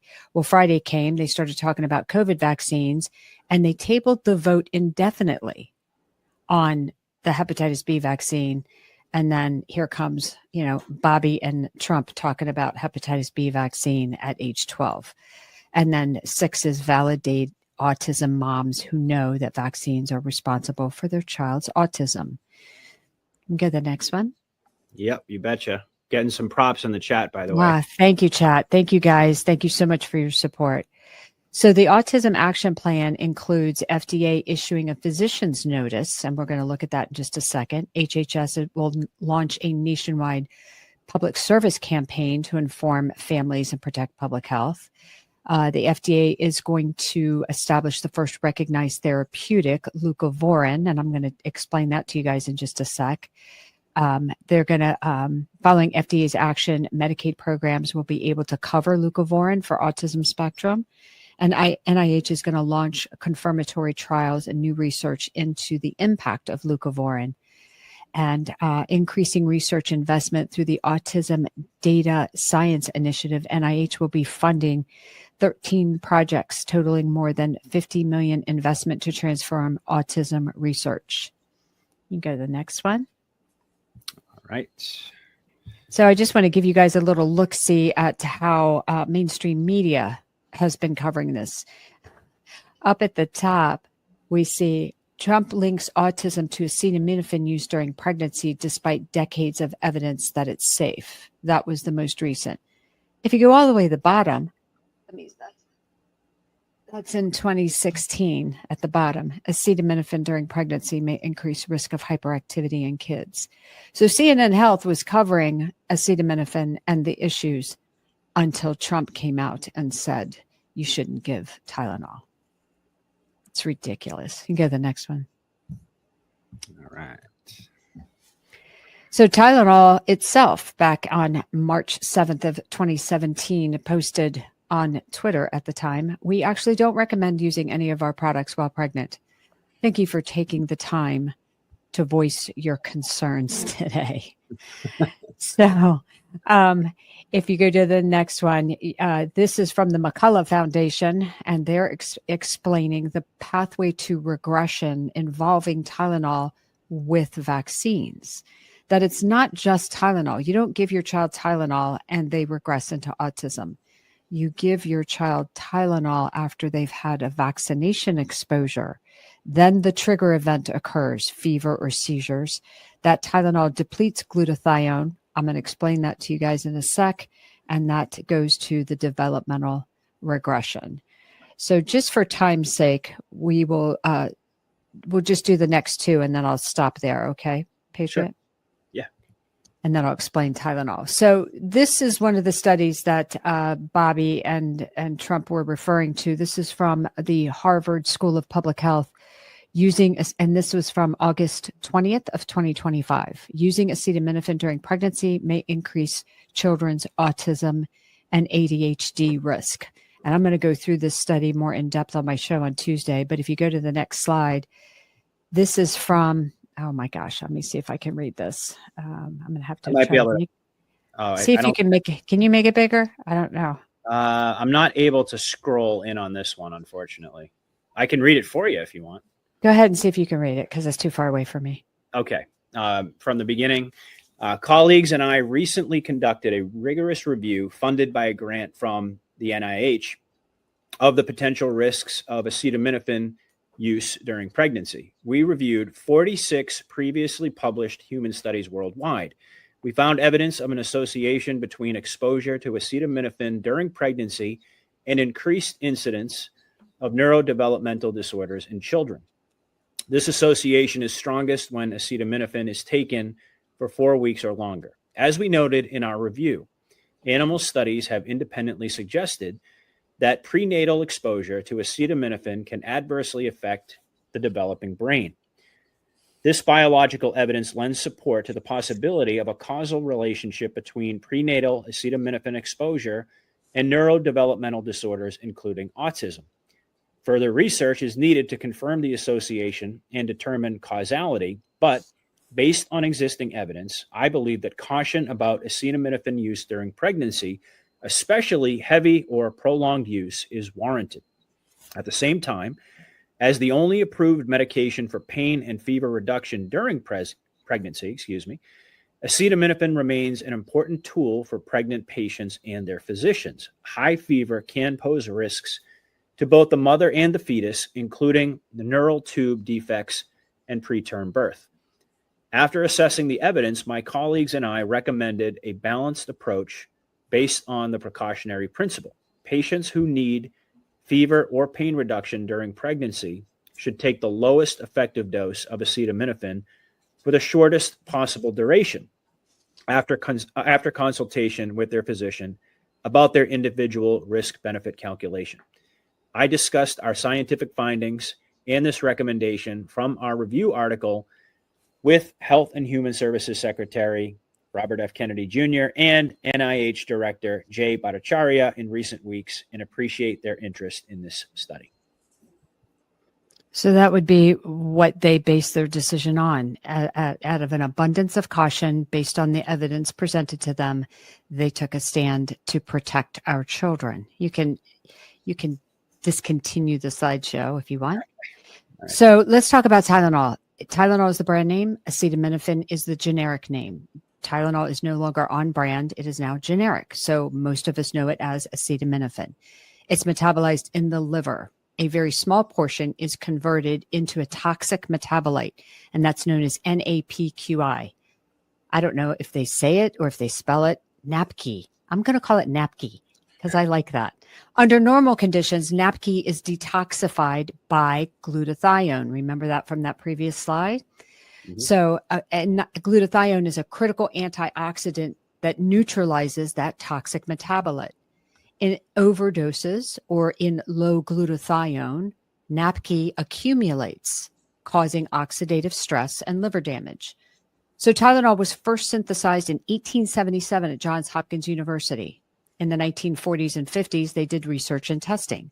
In 1955, McNeil Labs introduced Tylenol Elixir for children, marketed as a gentler alternative to aspirin due to aspirin's GI upset.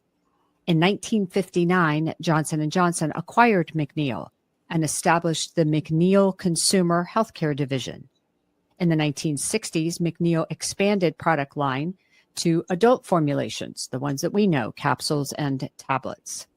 In 1973, in the Journal of Pharmacology and Experimental Therapeutics, they established that Tylenol overdoses deplete glutathione, which leads to NAPQI-induced liver toxicity. Y'all following me so far? Mm-hmm. Good? Okay. Good. Johnson & Johnson addressed this by placing overdose warnings on Tylenol packaging. So then in the late 70s, studies began linking aspirin use in viral infections to Reye's syndrome. I remember when I was pregnant in the early 90s, we were told, don't take aspirin, you'll get Reye's syndrome in your baby. So nobody took aspirin, we took Tylenol. In 1982, the U.S. Surgeon General and CDC issued warnings against giving aspirin to children with viral illness. So let's talk about this Reye's syndrome that allegedly happens with aspirin. What they say is the exact cause is unknown. It's associated with, not cause. It's associated with aspirin use in flu and chickenpox. But not all cases of Reye's syndrome actually involve aspirin. Weird. Reye's syndrome was not tracked by the CDC in the 60s. National surveillance began in 1973. That was the same year that it was established that Tylenol depletes glutathione. Kind of an interesting coincidence.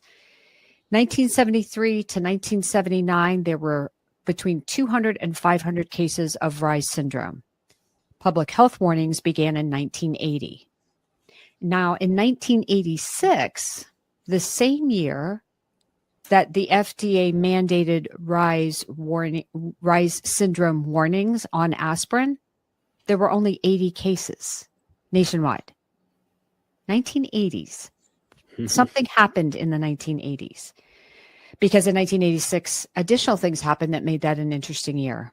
In April of 1986, the House Committee on Energy and Commerce held a hearing discussing H.R. 5184, which was a precursor bill to the National Childhood Vaccine Injury Act. That summer, negotiations really intensified. And then in June, that's when the FDA mandated aspirin products about Reye's syndrome. That all went into effect in June. And that's all archived in the Federal Register and effective June 5th, 1986. In October of that same year, that's when the National Vaccine Act was passed through both chambers of Congress. And again, part of those wonderful omnibus bills that nobody reads, the big monster stack. That's how the Vaccine Injury Act was passed And that limited, or it gave blanket liability protection for pharmaceutical companies manufacturing vaccines. That was signed into law on November 14th, 1986. So let's go back to Tylenol now. In 1982, we had the Chicago cyanide-laced Tylenol tampering scandal. 7 people were killed by Tylenol capsules that were laced with cyanide, and no one was ever charged. In 2002 and 2009, FDA advisory committees cited glutathione depletion as a key mechanism in liver risks associated with Tylenol. So in 2011, the FDA issued drug safety communications stating that prescription Tylenol should be limited to 325 milligrams per dose, and boxed warnings will highlight potential for severe liver failure. So some examples of prescription products that have Tylenol: Vicodin, Lortab, Percocet. In 2011, Tylenol voluntarily lowered the recommended daily dose of extra strength Tylenol from 4,000 milligrams to 3,000 milligrams. And just for you, Maestro, this is paracetamol, I think, in the UK. In 2015, there was an FDA drug safety communication. Now, I'm going to preface this by saying this past week, I asked physicians that I work with, do you get these drug safety communications from the FDA? And it was confirmed that, yes, these are sent out to physicians, but they are not sent out to nurses. We do not get these communications. We do not get this information from the FDA. I've never had a hospital say, hey, we got something from the FDA you guys should all know about. I've never had a doctor say, hey, I got an email from the FDA. Here's some information that you should know about. Unless we, the people who are actually giving the medication to patients, unless we are actively perusing the FDA, we would have no idea of knowing. I did find out today that I can go to the FDA website and sign up to receive these notifications, as could any person, any civilian. So anybody can get these if you want them. Just go to the FDA website, sign up. So 2015 FDA safety communication: acetaminophen in both over-the-counter and prescription products, and the risk of ADHD in children born to women who took this medicine at any time during pregnancy. Risk of ADHD at any time during pregnancy. And this was issued in 2015. I didn't know about that. Did you guys know about that? You guys in chat, did you guys know that? Because I didn't. No. And I'm a nurse giving Tylenol. Yep. Yeah, I didn't know that. So the FDA did not issue a formal warning, but advised providers to weigh the risks versus the benefits. So now I want to talk about, because what they really focused on was that leucovorin, right? And how they're going to make this available to children who have autism. What's really important to understand about glutathione and this leucovorin that they're suggesting that is used is folic acid versus folate. So folate is vitamin B9. And folate deficiency was first identified in the 30s and 40s. It's naturally present in leafy greens, legumes, however you want to say that, and liver. So, of course, Big Pharma has to make a petro-based synthetic of something that occurs naturally. Otherwise, how are they going to make any money? Right. So folic acid, the synthetic form of folate, was produced in 1941. Folate is natural. Folic acid is synthetic. Look at your multivitamin bottles. Look at your vitamin B complex bottles. If it says folic acid, throw it in the trash. So again, in the 1980s, the link between spina bifida and folate deficiency emerged during clinical trials for folic acid. And of course, the clinical trials showed a 70% reduction in spinal bifida if women took folic acid, the synthetic petrochemical pretend one. So the U.S. then began mandating folic acid enrichment in grain products in 1998. This is part of the reason why when we eat pasta, when we eat bread here, we get so sick when we go and we hang out with the maestro, we can eat grains and breads and not get sick. So let's find out why. So folic acid is actually absorbed in the small intestine. It gets transported to the liver, and then through a series of enzyme conversions, that folic acid gets converted into the biological active form of folate. These enzyme conversions need glutathione. What is glutathione? It's a strong antioxidant, right? So if we are low in glutathione, these enzymes can't do what they need to do to convert folic acid into folate. So there's one enzyme, and I'm going to use a bad word, so hold on. The enzyme is known as MTHFR, and it's critical in this process. Mutations in the, and we refer to it as the mother effer gene, okay? Mutations in the gene can impair this enzyme's function. So it affects the conversion of folic acid into folate. Folate, the natural one, in its reduced form, is highly susceptible to oxidation. So what glutathione does is it protects folate and it makes it bioavailable to do what it needs to do. 40 to 50%, it is estimated, of the U.S. population, and I've seen some estimates as high as 70, but at least 40 to 50% of the U.S. population has this gene mutation. It's highest in white and Hispanic and lowest in African Americans. So what's also interesting here is that the same year that the folic acid enrichment of our breads and grains began, this genetic mutation, this MTHFR gene mutation, was actually identified the same year they started enriching our breads. And it was published in the American Journal of Human Genetics. So basically, if Tylenol decreases glutathione, then converting folic acid in our vitamins and our breads and the cereal you feed your kid and the sandwich that you have, all this stuff, if you have this gene mutation, you lack the enzyme to be able to convert that folic acid into folate. Now you have excess folic acid running around your system. The folate receptors are now busy because they're trying to process this non-bioavailable folic acid into something that they can use. And at the same time, they're so busy, they're unavailable to actually process natural folate that you might be getting from your food. Folate reduces symptoms in autism, but low levels of folate impairs methylation processes.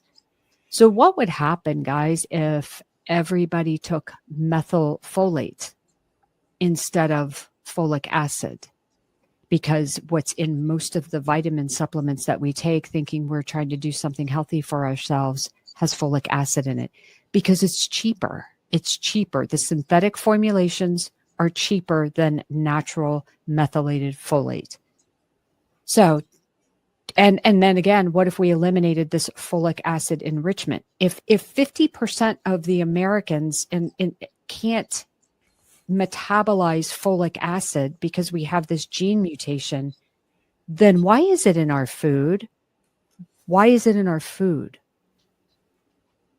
Could that possibly be so that we would not be able to detox effectively? Mm-hmm.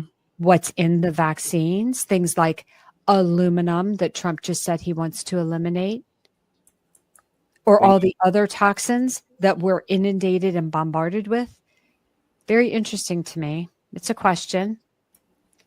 So conditions that are linked to having this mother effer gene is, and it's for a lot of different reasons. I don't want to go into all those details, but just listen to this list: cardiovascular disease, hypertension, stroke, preeclampsia, miscarriage, depression, anxiety, schizophrenia, bipolar, Alzheimer's, blood clots, pulmonary emboli, that's blood clots in the lungs, colorectal cancer, breast cancer, leukemia, autism spectrum disorder, and migraines. Holy crap. So you can test to see if you actually have this gene. It's LabCorp test 511238. Somebody wants to throw that up there in the chat again. LabCorp test number 511238. The only downside is that you do need a doctor's order because apparently it's genetic testing. So you have to have a doctor, pat you on the hand and advise you what you should do with those results. So, I think there's a lot of data points there to connect. Oh yeah. A lot. And I didn't have enough time to actually sit and just let this kind of sink in and let these data points kind of start to connect for myself. I got all of that data and I just wanted to at least get that to you guys so that we could start together thinking about this and trying to put connect these dots, because this is the big story, I think. The fact that we have big food with the enrichment with folic acid conspiring with big pharma, because interestingly enough, do you want to know who won and what the leucovorin that they're saying they're going to release as a medication to give to autism children? What leucovorin does is it allows folate to pass across the blood-brain barrier and get to the brain. It's a bioavailable form of folate for those who are folate deficient, like for those of us that might have that gene, or for children who maybe have been given Tylenol, depleted their glutathione, and now that's why they've developed autism, because their brains are folate deficient. So this is huge. Yeah, I think that the ramifications of this are not just for autism. I mean, think about it. That list that I just gave you, we are learning about things that we eat every day that are potentially causing all of these things that big pharma makes a lot of money medicating. Think about how many people are on high blood pressure medicine. How many people are taking SSRIs for depression and anxiety? How many people? And then we just look at chronic disease. We've seen Alzheimer's spiking. We've seen blood clots spiking, colorectal cancer spiking. We see the effects, and with 50% of the country that we didn't even know we might have this gene mutation. I'm going to go get tested. I'm going to go get tested. Yep. Because I suffer from horrible migraines and I want to know. Well, that list, I think we could probably all pick something off of that list that we suffer from, right? And you and I talked about this when we did our show together. This is just, more and more information is coming out. And by the way, you did a brilliant job laying all that out. But even just the stuff that RFK has put forward, right? 76.4, I believe, Mark, you and I talked about this on your last show. 76.4, it just happens to be 17. They had to put the 0.4 in there. Percent of American adults, I don't even know if that includes children, it probably does, suffer from a chronic disease. At least one. That's literally 3 out of 4 people have at least one chronic disease. The autism is 1 in 32 children at this point. 8 out of 10 young Americans cannot qualify for military service. And we talked about that as being, he highlighted that. That's a national security issue. When you've got 80% of the population can't qualify for military service. Are you kidding me? So, and it just goes to show, and I want to give everyone a chance to comment on this.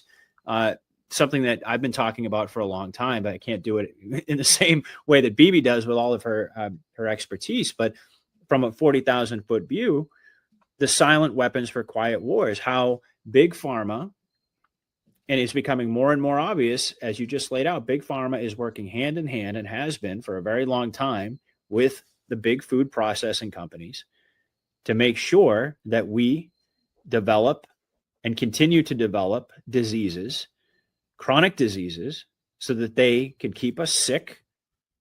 And that's one of the primary means of control, Mark, right? Keep people sick, you keep people broke, and you keep people afraid, and you got them exactly where you want them. So that was absolutely brilliant, BB. I want to give everybody a chance just to quickly comment on that. And then I think we can maybe start to get, I wanted to talk a little bit about Israel tonight, but we're getting pretty deep into the show. So I think maybe we might wrap it up after this segment, have everybody share some final thoughts. So can I just address the chat real quick? There was a couple of questions. You guys, that lab test, it's LabCorp test number 511238. So if you just Google LabCorp, put in that number, you'll see the test, and then you can ask specifically with your doctor to have it drawn. That's LabCorp 511238. All right. Thank you so much, BB. That was incredible. And again, this is just the reason why. I mean, you got a dose of deception tonight from. Well, actually, that doesn't sound right. You got a little snippet of doses of deception from BB tonight. So you should definitely go check out her channel again. That's Doses of Deception on Rumble. And I should probably add that to the description of the video. I think I will do that for all the folks who aren't going to catch it live tonight. So that people can get over to your channel. Absolutely incredible information. You guys just saw the way she lays it out. It's absolutely brilliant. So let's go around the horn here. We'll start with we'll start with Mark. We'll go to Maestro, and then Ben and Will. Just give you guys a moment to comment on what BB just shared and the enormity of this information that's coming out right now about vaccines. Remember that RFK had indicated a while back that by September we were going to get these reports, and BB, you and I talked about this, is like this stuff has already been done. This is the rollout, right? But regardless, we were going to get these reports about autism. And I don't think a lot of people really saw this one coming, except for those in the know about Tylenol being linked to this vaccine injury regression. So with that, Mark, let's go over to you. Well, first thing I have to say is bravo. You know, having completed 7 trips or 7 decades on this realm that we live in, and having been a journalist for almost half a century, and being a father, being a grandfather, being a vitamin taker for probably half a century, all the things that I've learned in that time, especially as you start to get into now what's so big with organic this and organic that. And the one thing I always questioned is, we know what they've done to the soil. We know what they've done to the air and to the water and everything. I mean, frankly, unless you're getting your own soil from the moon or something, you don't know that your organic stuff is really safe. We know that every drug, most store-bought vitamins, et cetera, are chemical. Jesus. See, you started this, Patriot. Now I take it. Are chemical compounds. And when you insert a chemical compound into your system, which is a blooming chemistry set to begin with, you don't know what interactions there are going to be. Now, thanks to the wonderful Rockefellers out there and their change in modern medicine. Petroleum, yay. Yep. Thank you. And all the directions that they've taken us, and all of the pharmaceutical companies out there, and the medications. And like you said before, Patriot, you know, their idea is not to cure us, not to make us better, but to keep us sick, and to go from pill to pill to pill to pill until they get you into the box. So it's a very, very bad situation. And when we learn from people like BB, and what I really have to throw in here and appreciate greatly is I've done shows with other nurses and physicians, et cetera, most of them trying to hawk products. BB's not doing that, okay? She's bringing you valuable information in regard to your health, like I said, as a father and a grandfather, and what I did for a living for almost half a decade, and I watched over time how these half a century, right? Thanks for reminding me. Yes, thank you. Almost half a century. Yeah, watching these rises in incidents of children. It's all about the children. Let's go back to that for a second. It's all about the children. Watching these incidents of autism, cancer, all kinds of horrific diseases that, we had when I was growing up, nowhere near to this extent. And it just got worse and worse and worse and worse. And all of the things, now we can go to 13818, crimes against humanity. And that's what these people in the pharmaceutical industry, and absolutely every GD marketing person and legal person that works for these companies and are very, very careful about how they phrase the information that they put out there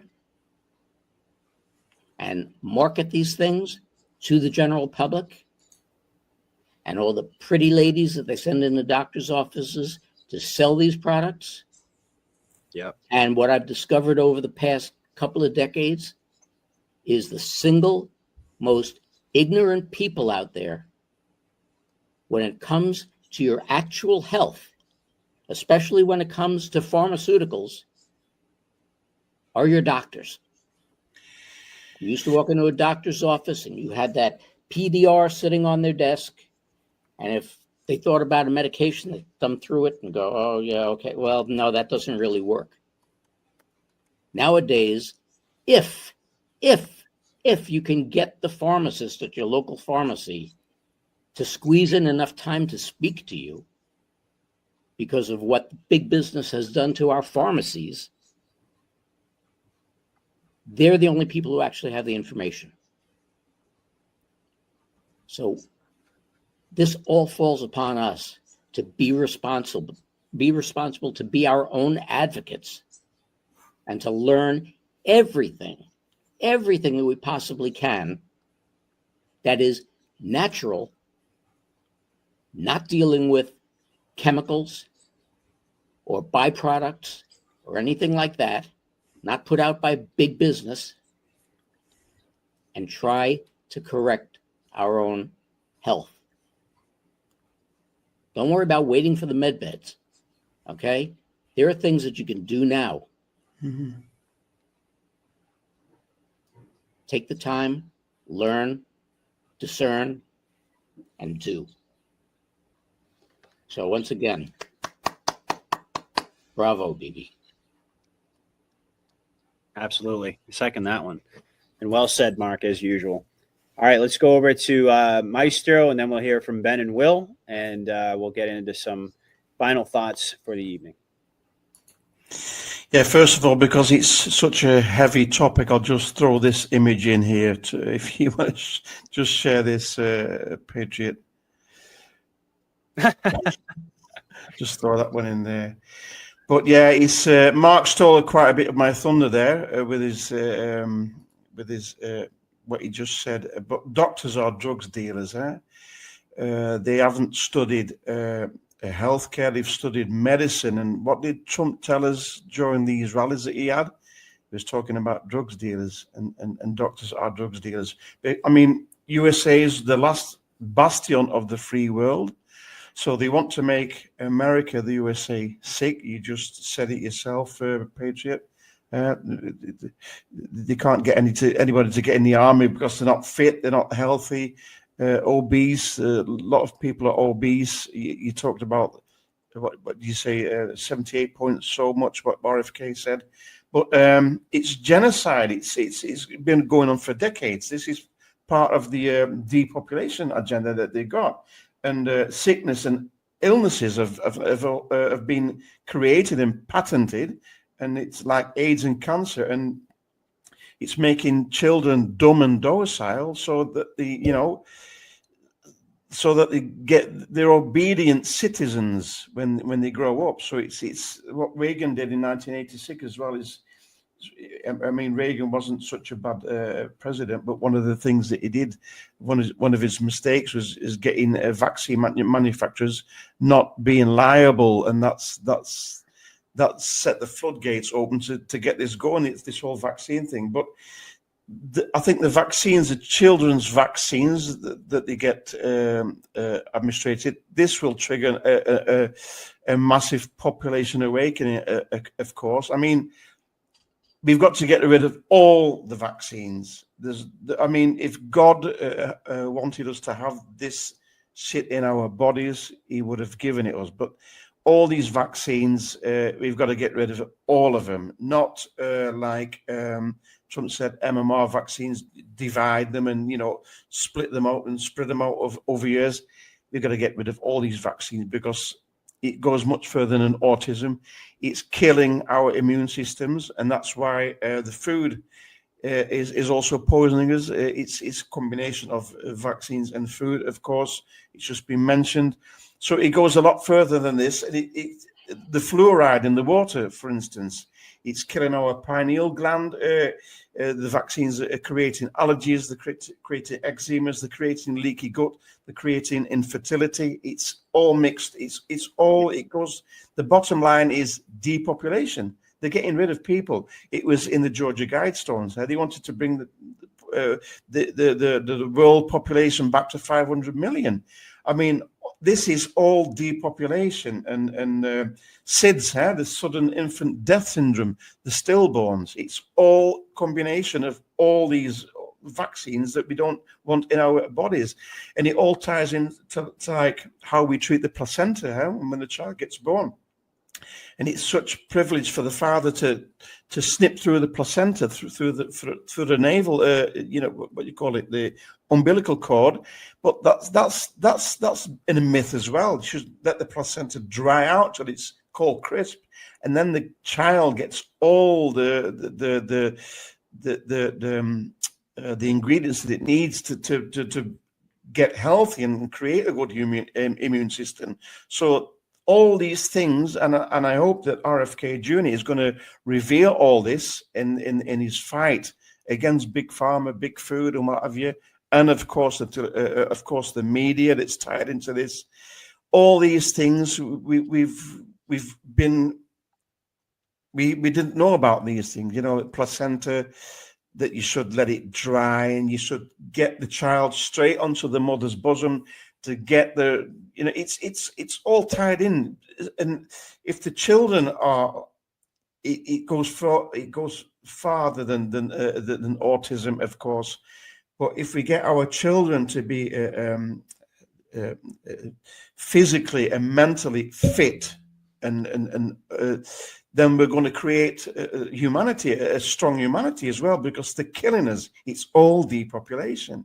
And I'm very, very satisfied and very pleased what RFK and Trump are doing in this level, because it's a war. It's been fought. It's a battle. It's been fought on different fronts. It's I mean, the things that are going on. It's unfathomable what's happening on the health level.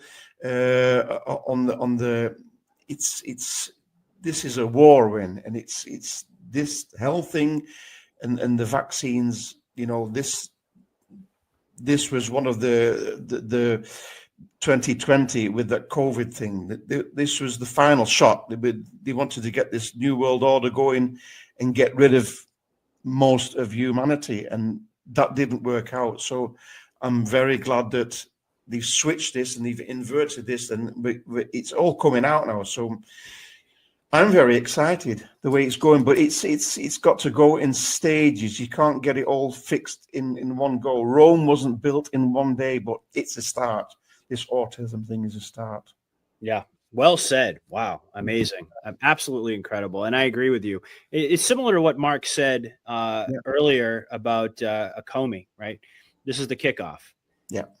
I think that's really what this represents. This opens up the door to a much, much, much bigger problem. Absolutely. And I think it's only a matter of time, just like we've seen with everything else. They're rolling things out in stages. Yeah.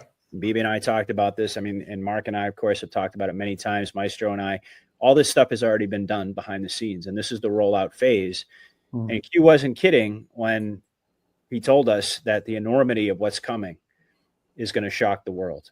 It will. And it's on multiple different fronts. And I also recall, by the way, if you haven't watched the show that BB and I did together a couple weeks ago, you can check it out on her channel. I also shared it on my channel as well. But we spent a decent amount of time also talking about the connection between Big Pharma and the takedown of mainstream media as being their number one source of revenue, the advertisement. And of course, now they've got to run, if they're going to even run ads on mainstream media, they got to be like 4 or 5 minutes long, giving everybody all the reasons why they should not take them. That's going to be a major red pill as well. But we went through a lot of detail on that show as well. So I encourage people again to first and foremost to follow BB on her Rumble channel, also on X. And by the way, you should be following everybody. You should be following Ben Danklin. You should be following the Maestro. I know he's over on Telegram, but he also has a Rumble page, a Rumble channel. Right, you do, and you also have a BitChute. Ben Danklin has Devolutionary Intel on Telegram. Mark, of course, has his own Twitter handle, Fake News 7, or X handle, I should say, and also his own Rumble channel as well. In addition to being one of the founders of News Treason, so you should be following everybody on this panel tonight. So we're about 2.5 hours in. So what I thought I would do is for Ben and for Will, give you guys an opportunity to comment on this topic, of course, the Tylenol, the vaccine, Big Pharma, anything you guys want to add to this conversation, and maybe weave that together with some closing thoughts for the night, and then we can kind of wind this down. Been a great panel. Yeah, so Maestro, I absolutely agree with everything you said, man. And what you're talking about, we call delayed cord clamping. I just wanted to cover that. But the baby, they want you to cut the umbilical cord the moment the baby comes out, when in fact the baby, like 1/3 of the baby's blood is still in the umbilical cord. So you're supposed to wait until it turns white, is what we learned. And then it's funny because we have a picture of the doctor just sitting there with their arms crossed, like, do you want to cut it yet? I'm like, no, just stay over there, just wait, But yeah, it's a thank God man. Thank God Yeah, people don't. Because not only is it 1/3 of the baby's blood, but it's stem cells, antibodies, all the good stuff. But yeah, I just wanted to say that, just if anyone wanted to look into it. Mm-hmm. But as far as like Tylenol goes, something I've noticed when it comes to a product like Tylenol being genericized, there's a reason behind its dominance. It's a widely trusted brand, can potentially be exploited as it funnels most customers toward a single product, making it easier to influence or harm a large group if misused. And that's exactly what it's been doing for the last 70 years. Humans have been ingesting Tylenol. And just because it now may say on the bottle, do not take while pregnant, that doesn't take away from the fact that doctors worldwide have been urging their patients to consume it while pregnant, and also give it to their children, especially before they go in for their routine childhood vaccines. I know BB said after too. I'm sure doctors say all of the above with how crazy they are. They get paid no matter what. So, yeah, it's absolutely horrible. And speaking of vaccines, at first I was a little upset that when President Trump, when he came out and said, oh yeah, we'd spread the MMR out, between, every so often, whatever. But then again, I realized that that's typically the white hat strategy, because they're masters at coming out with a little bit of the story and then waiting for the enemy to try and debunk it, only for the white hats to release incontrovertible evidence that ends all their arguments. And also, for those paying attention, you can't ignore the Henry Ford study that came out that's been suppressed for 20 years. It came out a couple weeks ago or so, and it has the main data that was missing, double-blind study between a vaccinated group and unvaccinated group. And it goes through all of the statistics, and they're just remarkable it's really horrible how how just they're maiming these children, you know, and then it shows the unvaccinated group. It has like basically zero risk.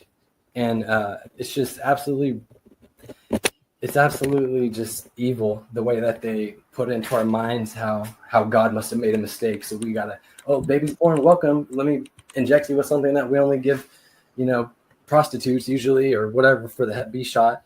And it's just all ridiculous. And with how ridiculous it is these days, it's only going to be that much better on, you know, going the other way. And I just can't imagine like a society that is fully aware of these things. And, you know, who knows how high our potential can grow then, you know, with everything else going on.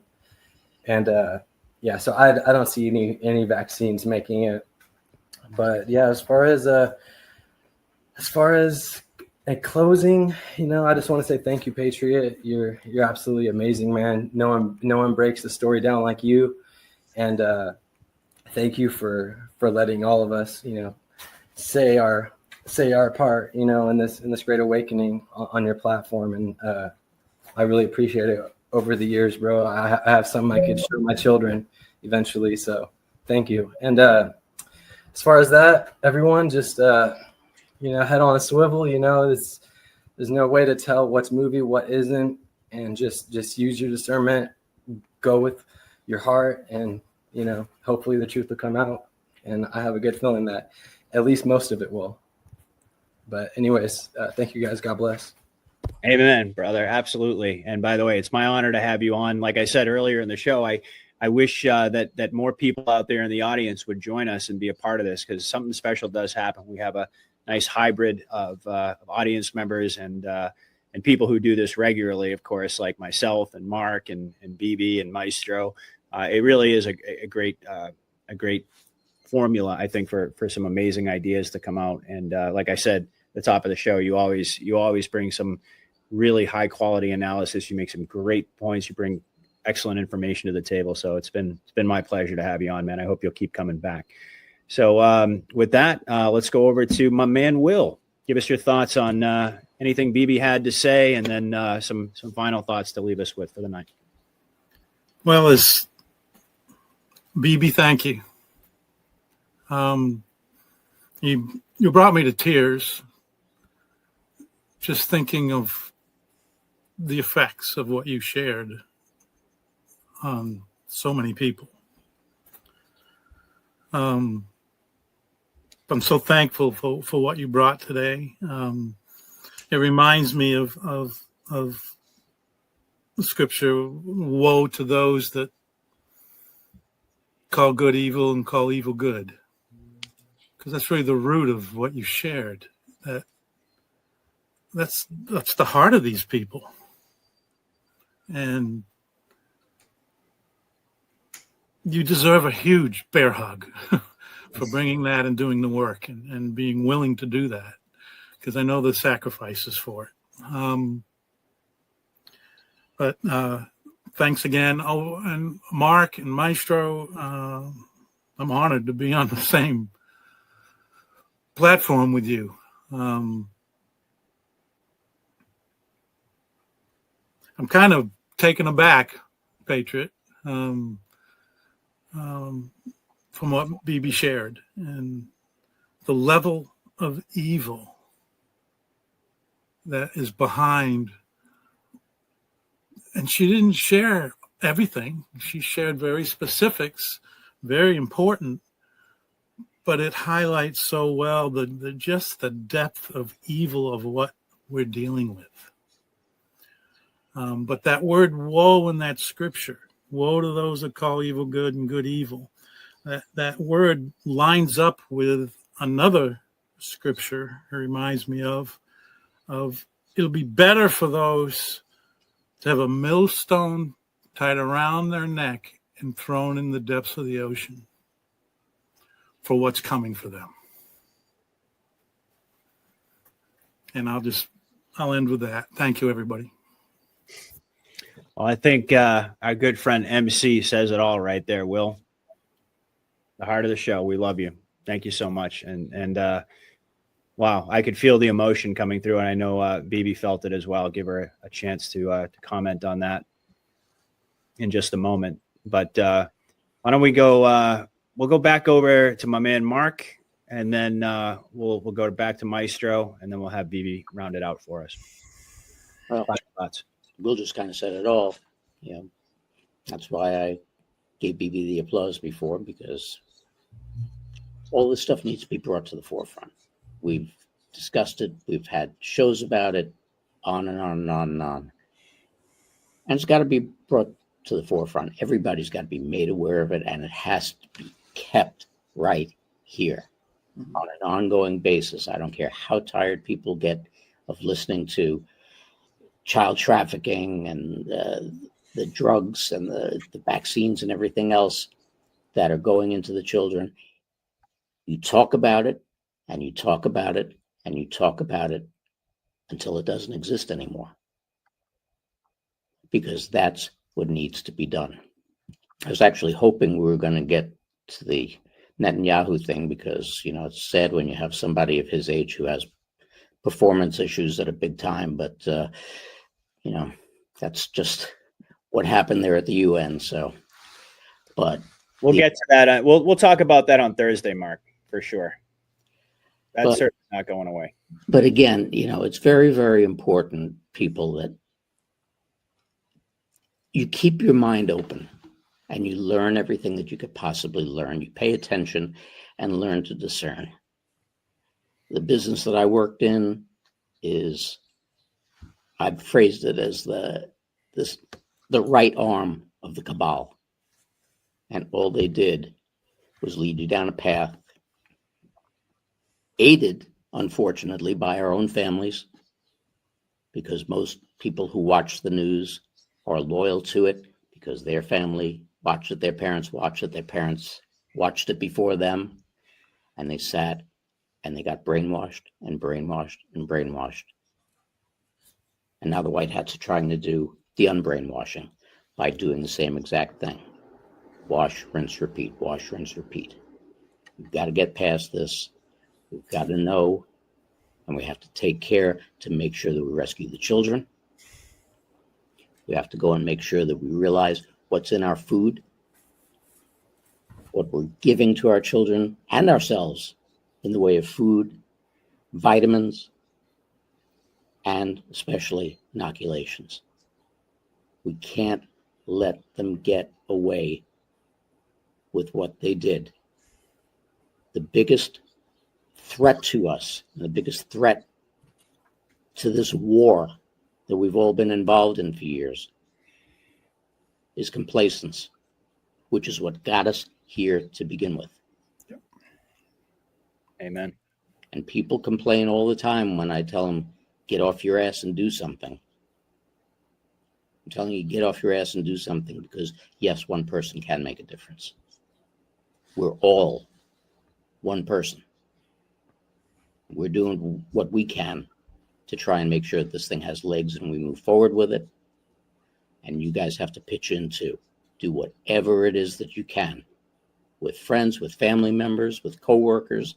Do what you can, and for God's sake, protect those kids, because that's what it's all about. You know, so once again, Patriot, I mean, thank you. Always an absolute pleasure. Bibi, it was great meeting you, and Will and Ben, although Ben, I think I met you the last time. And of course, my buddy, the Maestro, you know, it's always great to see you. Got to do this again sometime. Indeed we will. Indeed we will. And like I say, you know, I mean, something special happens. We get into these conversations. God shows his presence every single time. And he does it, as Mark just eloquently pointed out, all of us are just, you know, we're just one person.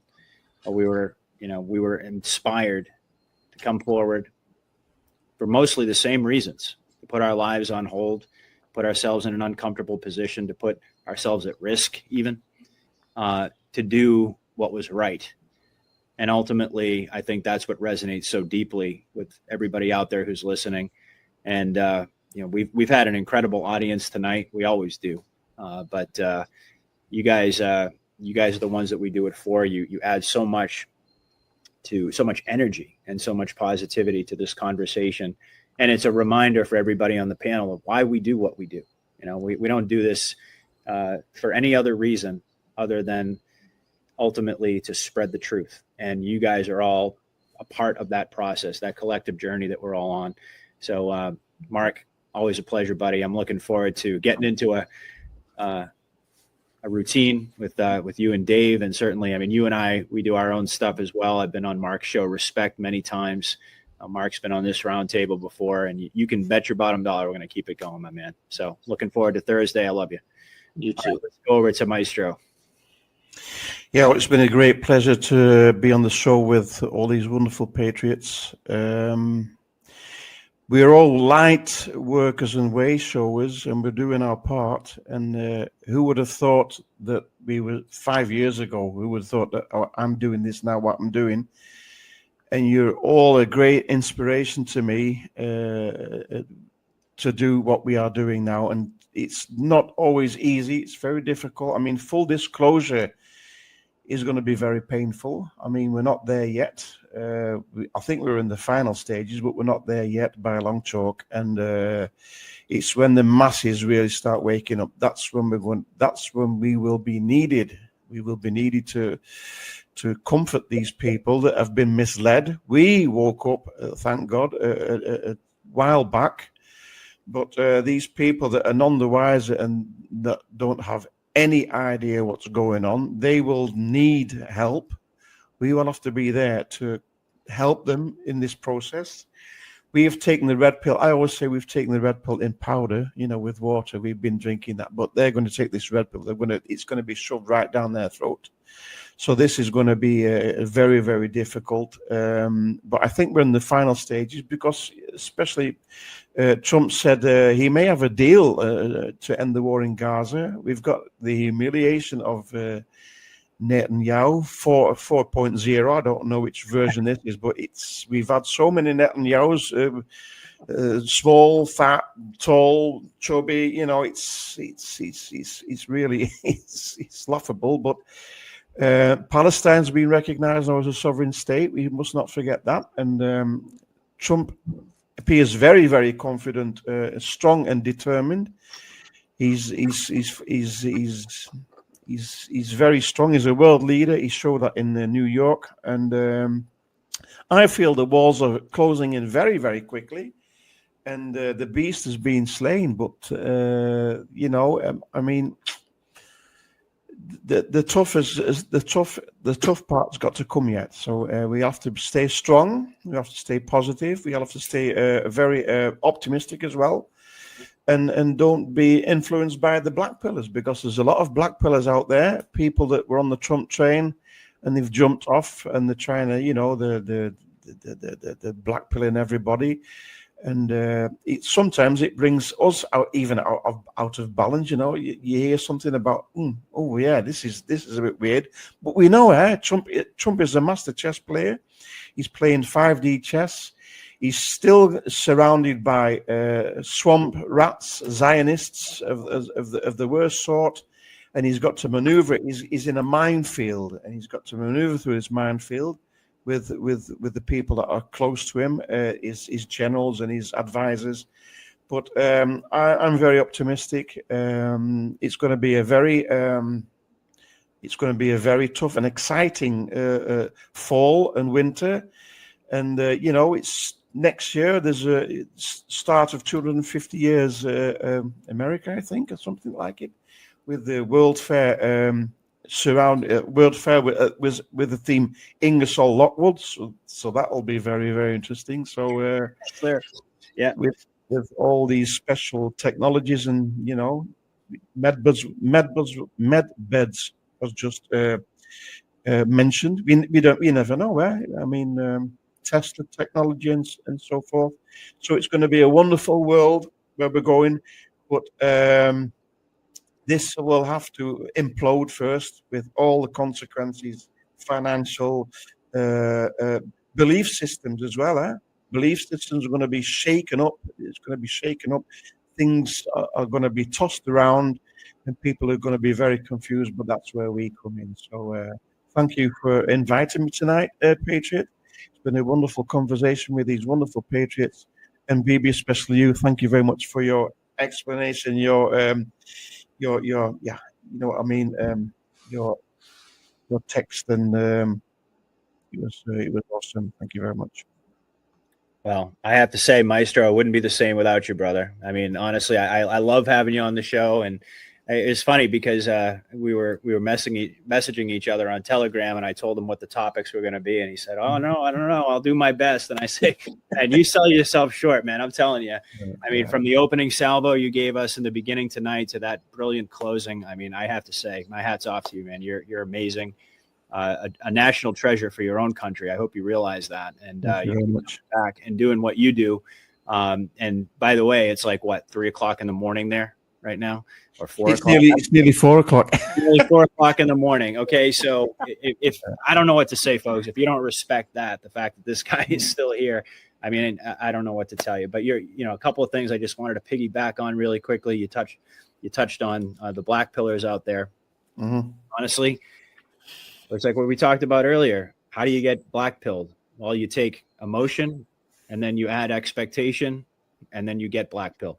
Yeah. And that's what's happened to a lot of people out there, unfortunately. Some people were always kind of, they always had those bad intentions. But indeed, a lot of folks have just been, they haven't been able to sustain, or let's just put it this way, they haven't learned that lesson throughout all of these psyops that we've been subjected to over and over and over. Yes, it takes its toll on us emotionally. We are human beings. There's no denying that. Okay, we're not supposed to be completely disengaged from our emotions when we analyze. Absolutely, but we all experience the emotion, and indeed, we always, whether or not we want to, sometimes even at a subconscious level, we develop expectations based upon the things that we're seeing unfold and how badly we want this all to come to fruition, and we know it will. But these psyops, it's taken a toll on a lot of us. So I just want to say hats off to everybody, not only in this panel here tonight, but all of the great Anons out there that I work with, all the great people in the audience that are still soldiering on, that have the fortitude to see this thing through to the end. I mean, all of us, we've gone off track, myself included. I've taken my audience on my journey with me. I haven't always gotten it right. And I've certainly gone on some emotional jags, and I've talked a lot about my expectations not being reality and the frustrations that go along with that, primarily for the benefit of my audience, to let you know that you're not alone. We all go through it. But the fact of the matter is we're still here. And the other thing I wanted to mention is that you touched upon our purpose. What's the purpose of all of this for us? Earlier I mentioned the process of learning how to disengage from our emotions, to learning how to keep our expectations at bay. As Boone Cutler said, protect your mind, control your emotions. Yes, but why? Why? So that we could still be here at this phase, and we could see this thing through the eye of the storm and get to the other side and do exactly what Maestro just described, which is to help all of our brothers and sisters, all of our human family out there, because they're going to need it. Believe me when I tell you. I mean, I mentioned it earlier. Maestro just said it. Everything's going to get shaken up. People's belief systems, their entire foundation has been built upon a lie, a deception.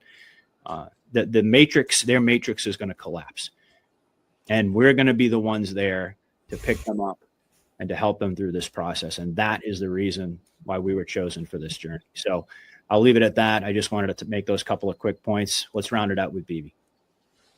Thanks, guys. Thank you so much for having me here. I'm honored to be a part of this panel. It's been an amazing discussion. Trump had said that autism is non-existent in the Amish. And, that made me think about the fact that all of the vaccines that they want to give our children, that they want to give us, is all to prevent a virus. It's all about preventing a virus. And so if the Amish are the control group, then my question is, okay, so what virus has wiped out the Amish communities? I need crickets, right? Yeah. because it hasn't. And here we are maniacally harming our population to prevent something that in our very own control group, the Amish, has never wiped out anybody. So what are we preventing in the first place? Mhm. Maybe our focus shouldn't be on prevention as much as it is treating and allowing our immune systems to do what it naturally does. So I just wanted to kind of round out that the whole vaccine thing. Peter McCullough wrote a whole book on it about vaccines being an ideology, being a religion. Amen. And you never hear people say, I believe in lisinopril. I believe in atorvastatin. I believe in metformin. But you hear people say, I believe in vaccines, as if it's a god, and it is a false god. And they are worshiping at the feet of a false god. So, and just to round out the night, I have to go back to Boone. So Boone said that we have been programmed into learned helplessness. They have programmed us to believe that we are helpless. And that is so they are never opposed. So every time we stand up, and this is to you guys in the chat, you guys watching, every time you stand up and do something and make your voice heard, these are all Boone's words. You are fighting against learned helplessness. Every time you question, every time you take back your personal autonomy from some expert that is not acting in your best interest, every time you make a better decision, make a better choice, you're fighting against that system that needs you to believe that you are helpless, so they are not opposed. It is time that each one of us opposes this system, because they want us weak and sick and compliant and dependent. Do the things that need to be done. Say the things that need to be said. Be citizen leaders and inspire those around you to do the same, because that bigger, stronger person is you. Wow. Wow. Thank you, Boone. Thank you, Boone. Yes, thank you, Boone. He's a gentleman I would have loved to have had the opportunity to meet, I have to say. And I do know a lot of folks out there who are deeply, deeply touched by him, and what a loss that was for our community. But obviously he lives on, and his message lives on through all of us. What an amazing conversation. Absolutely incredible. Every time I do one of these, I always ask the Lord to just lead, guide, and direct all of us, show up to the conversation, to give us his energy and his spirit. And I do believe that happened tonight, in bigly, as Trump would say. But everybody on the panel, you guys are just amazing. I have the utmost respect for all of you. I'm so happy, Bibi, that you and I just recently connected. I think it's the beginning of a wonderful working relationship and a friendship. Obviously, I've sung the praises of my man Mark and Maestro and Ben Danklin and Will. You guys are just incredible. All of you for the same reasons, but also for different reasons as well. We all bring something unique to the table, and so many great truth gems were shared tonight. And hopefully the audience, I really appreciated and loved this conversation as much as I did. It's certainly never lost on me the honor it is. And Maestro talked about it a moment ago. Who would have thought, 5 years ago, if I went back 5 years ago in my life, where I was at that point in time, to think that it would, all the chaos and all the turmoil and all of the anger and depression and everything that I was feeling at that time, that the Lord would have used that to create something like this, to create something so beautiful. And what a blessing it is to be a focal point, to bring people together, to have these types of conversations that I do believe are going to live on through the ages. I believe that what we do on these shows, sure, we're having conversations, we're analyzing in real time, but we're doing something far bigger than that in a historical context. People are going to look back. What we're doing is documenting the experience of going through the Great Awakening, and certainly being Anons, people who are pre-awakened, if you will, to prepare and do exactly what I just talked about and what Maestro talked about as well, to prepare ourselves for the real work that's going to come on the other side. And I believe we're getting very, very close to that. Certainly we don't, I just talked about expectations and emotions. I've learned my lesson on that front, but for many reasons, that many of which we discussed tonight, I think we're getting very close to that breaking point, that icebreaker moment. Mark, great analogy with the kickoff. We talked about it with Comey. We talked about it on the big pharma front. And I think everywhere you look, you can see signs of that. Nobody knows how much longer this process is going to go on, but I can tell you one thing: all of us are going to be here documenting all of it. And it's the greatest honor of my life to be a part of this journey and to share a screen with such amazingly talented, gifted, spiritually grounded people. Is just, it honestly, Will, you got moved to tears a little bit earlier by BB, and folks know I have a tendency to go in that direction as well. It really does. It brings out quite a bit of emotion in me, and ultimately just gratitude. So I just want to say thank you to everybody. And certainly we're going to do this again. I'd love to actually have this exact same panel at some time in the future. Every time it's a little bit different. And again, I just want to remind everybody out there in the audience, if you want to be a part of something like this, I mean, just go for it. Put your fear aside and just understand that when you come on a panel like this, a show like this, you're amongst friends. And we want to hear your perspectives. Everybody out there listening, we get a little bit of a glimpse into what you're thinking in the comments. But if you come on the show and you're a part of a panel, it's an amazing experience. So I highly recommend that everybody do that. And if you did enjoy the show tonight, if you haven't already, please hit that like button on your way out. Make sure you share it. Make sure that you're following, once again, the Maestro. I know he put his links up in the chat, so you can follow him on BitChute and Rumble. BB McGuire has hers right on the screen there, rumble.com/doses of deception. Everybody knows, I think in my audience, everybody knows how to find news treason, Mark. I don't think I have to really pitch that too much, but follow Mark's channel too, Fake News 7. Is it Fake News 7 NY on Rumble? Okay. So Rumble, it's a Fake News 7 NY on everything, strangely enough, except for Telegram, where it's just Fake News 7. All right. Okay. Yeah. So make sure you're following all these amazing people, including Ben Danklin, of course. You can see his X handle on your screen right there, but he's also on Telegram. Devolutionary Intel, absolutely amazing. So thank you, everybody, so much for listening. Again, I'm going to be back. Let's see. Well, today's Saturday, so I'll be back on Monday with Mike King. And then, as I indicated, very, very excited to get things going on a regular basis with my good friends, Mark and Dave, over at News Treason. I'm going to be hosting them on Thursday. So really looking forward to that. So thank you, everybody, so much for listening. Stay strong. God bless. Godspeed, everybody. Patriot out.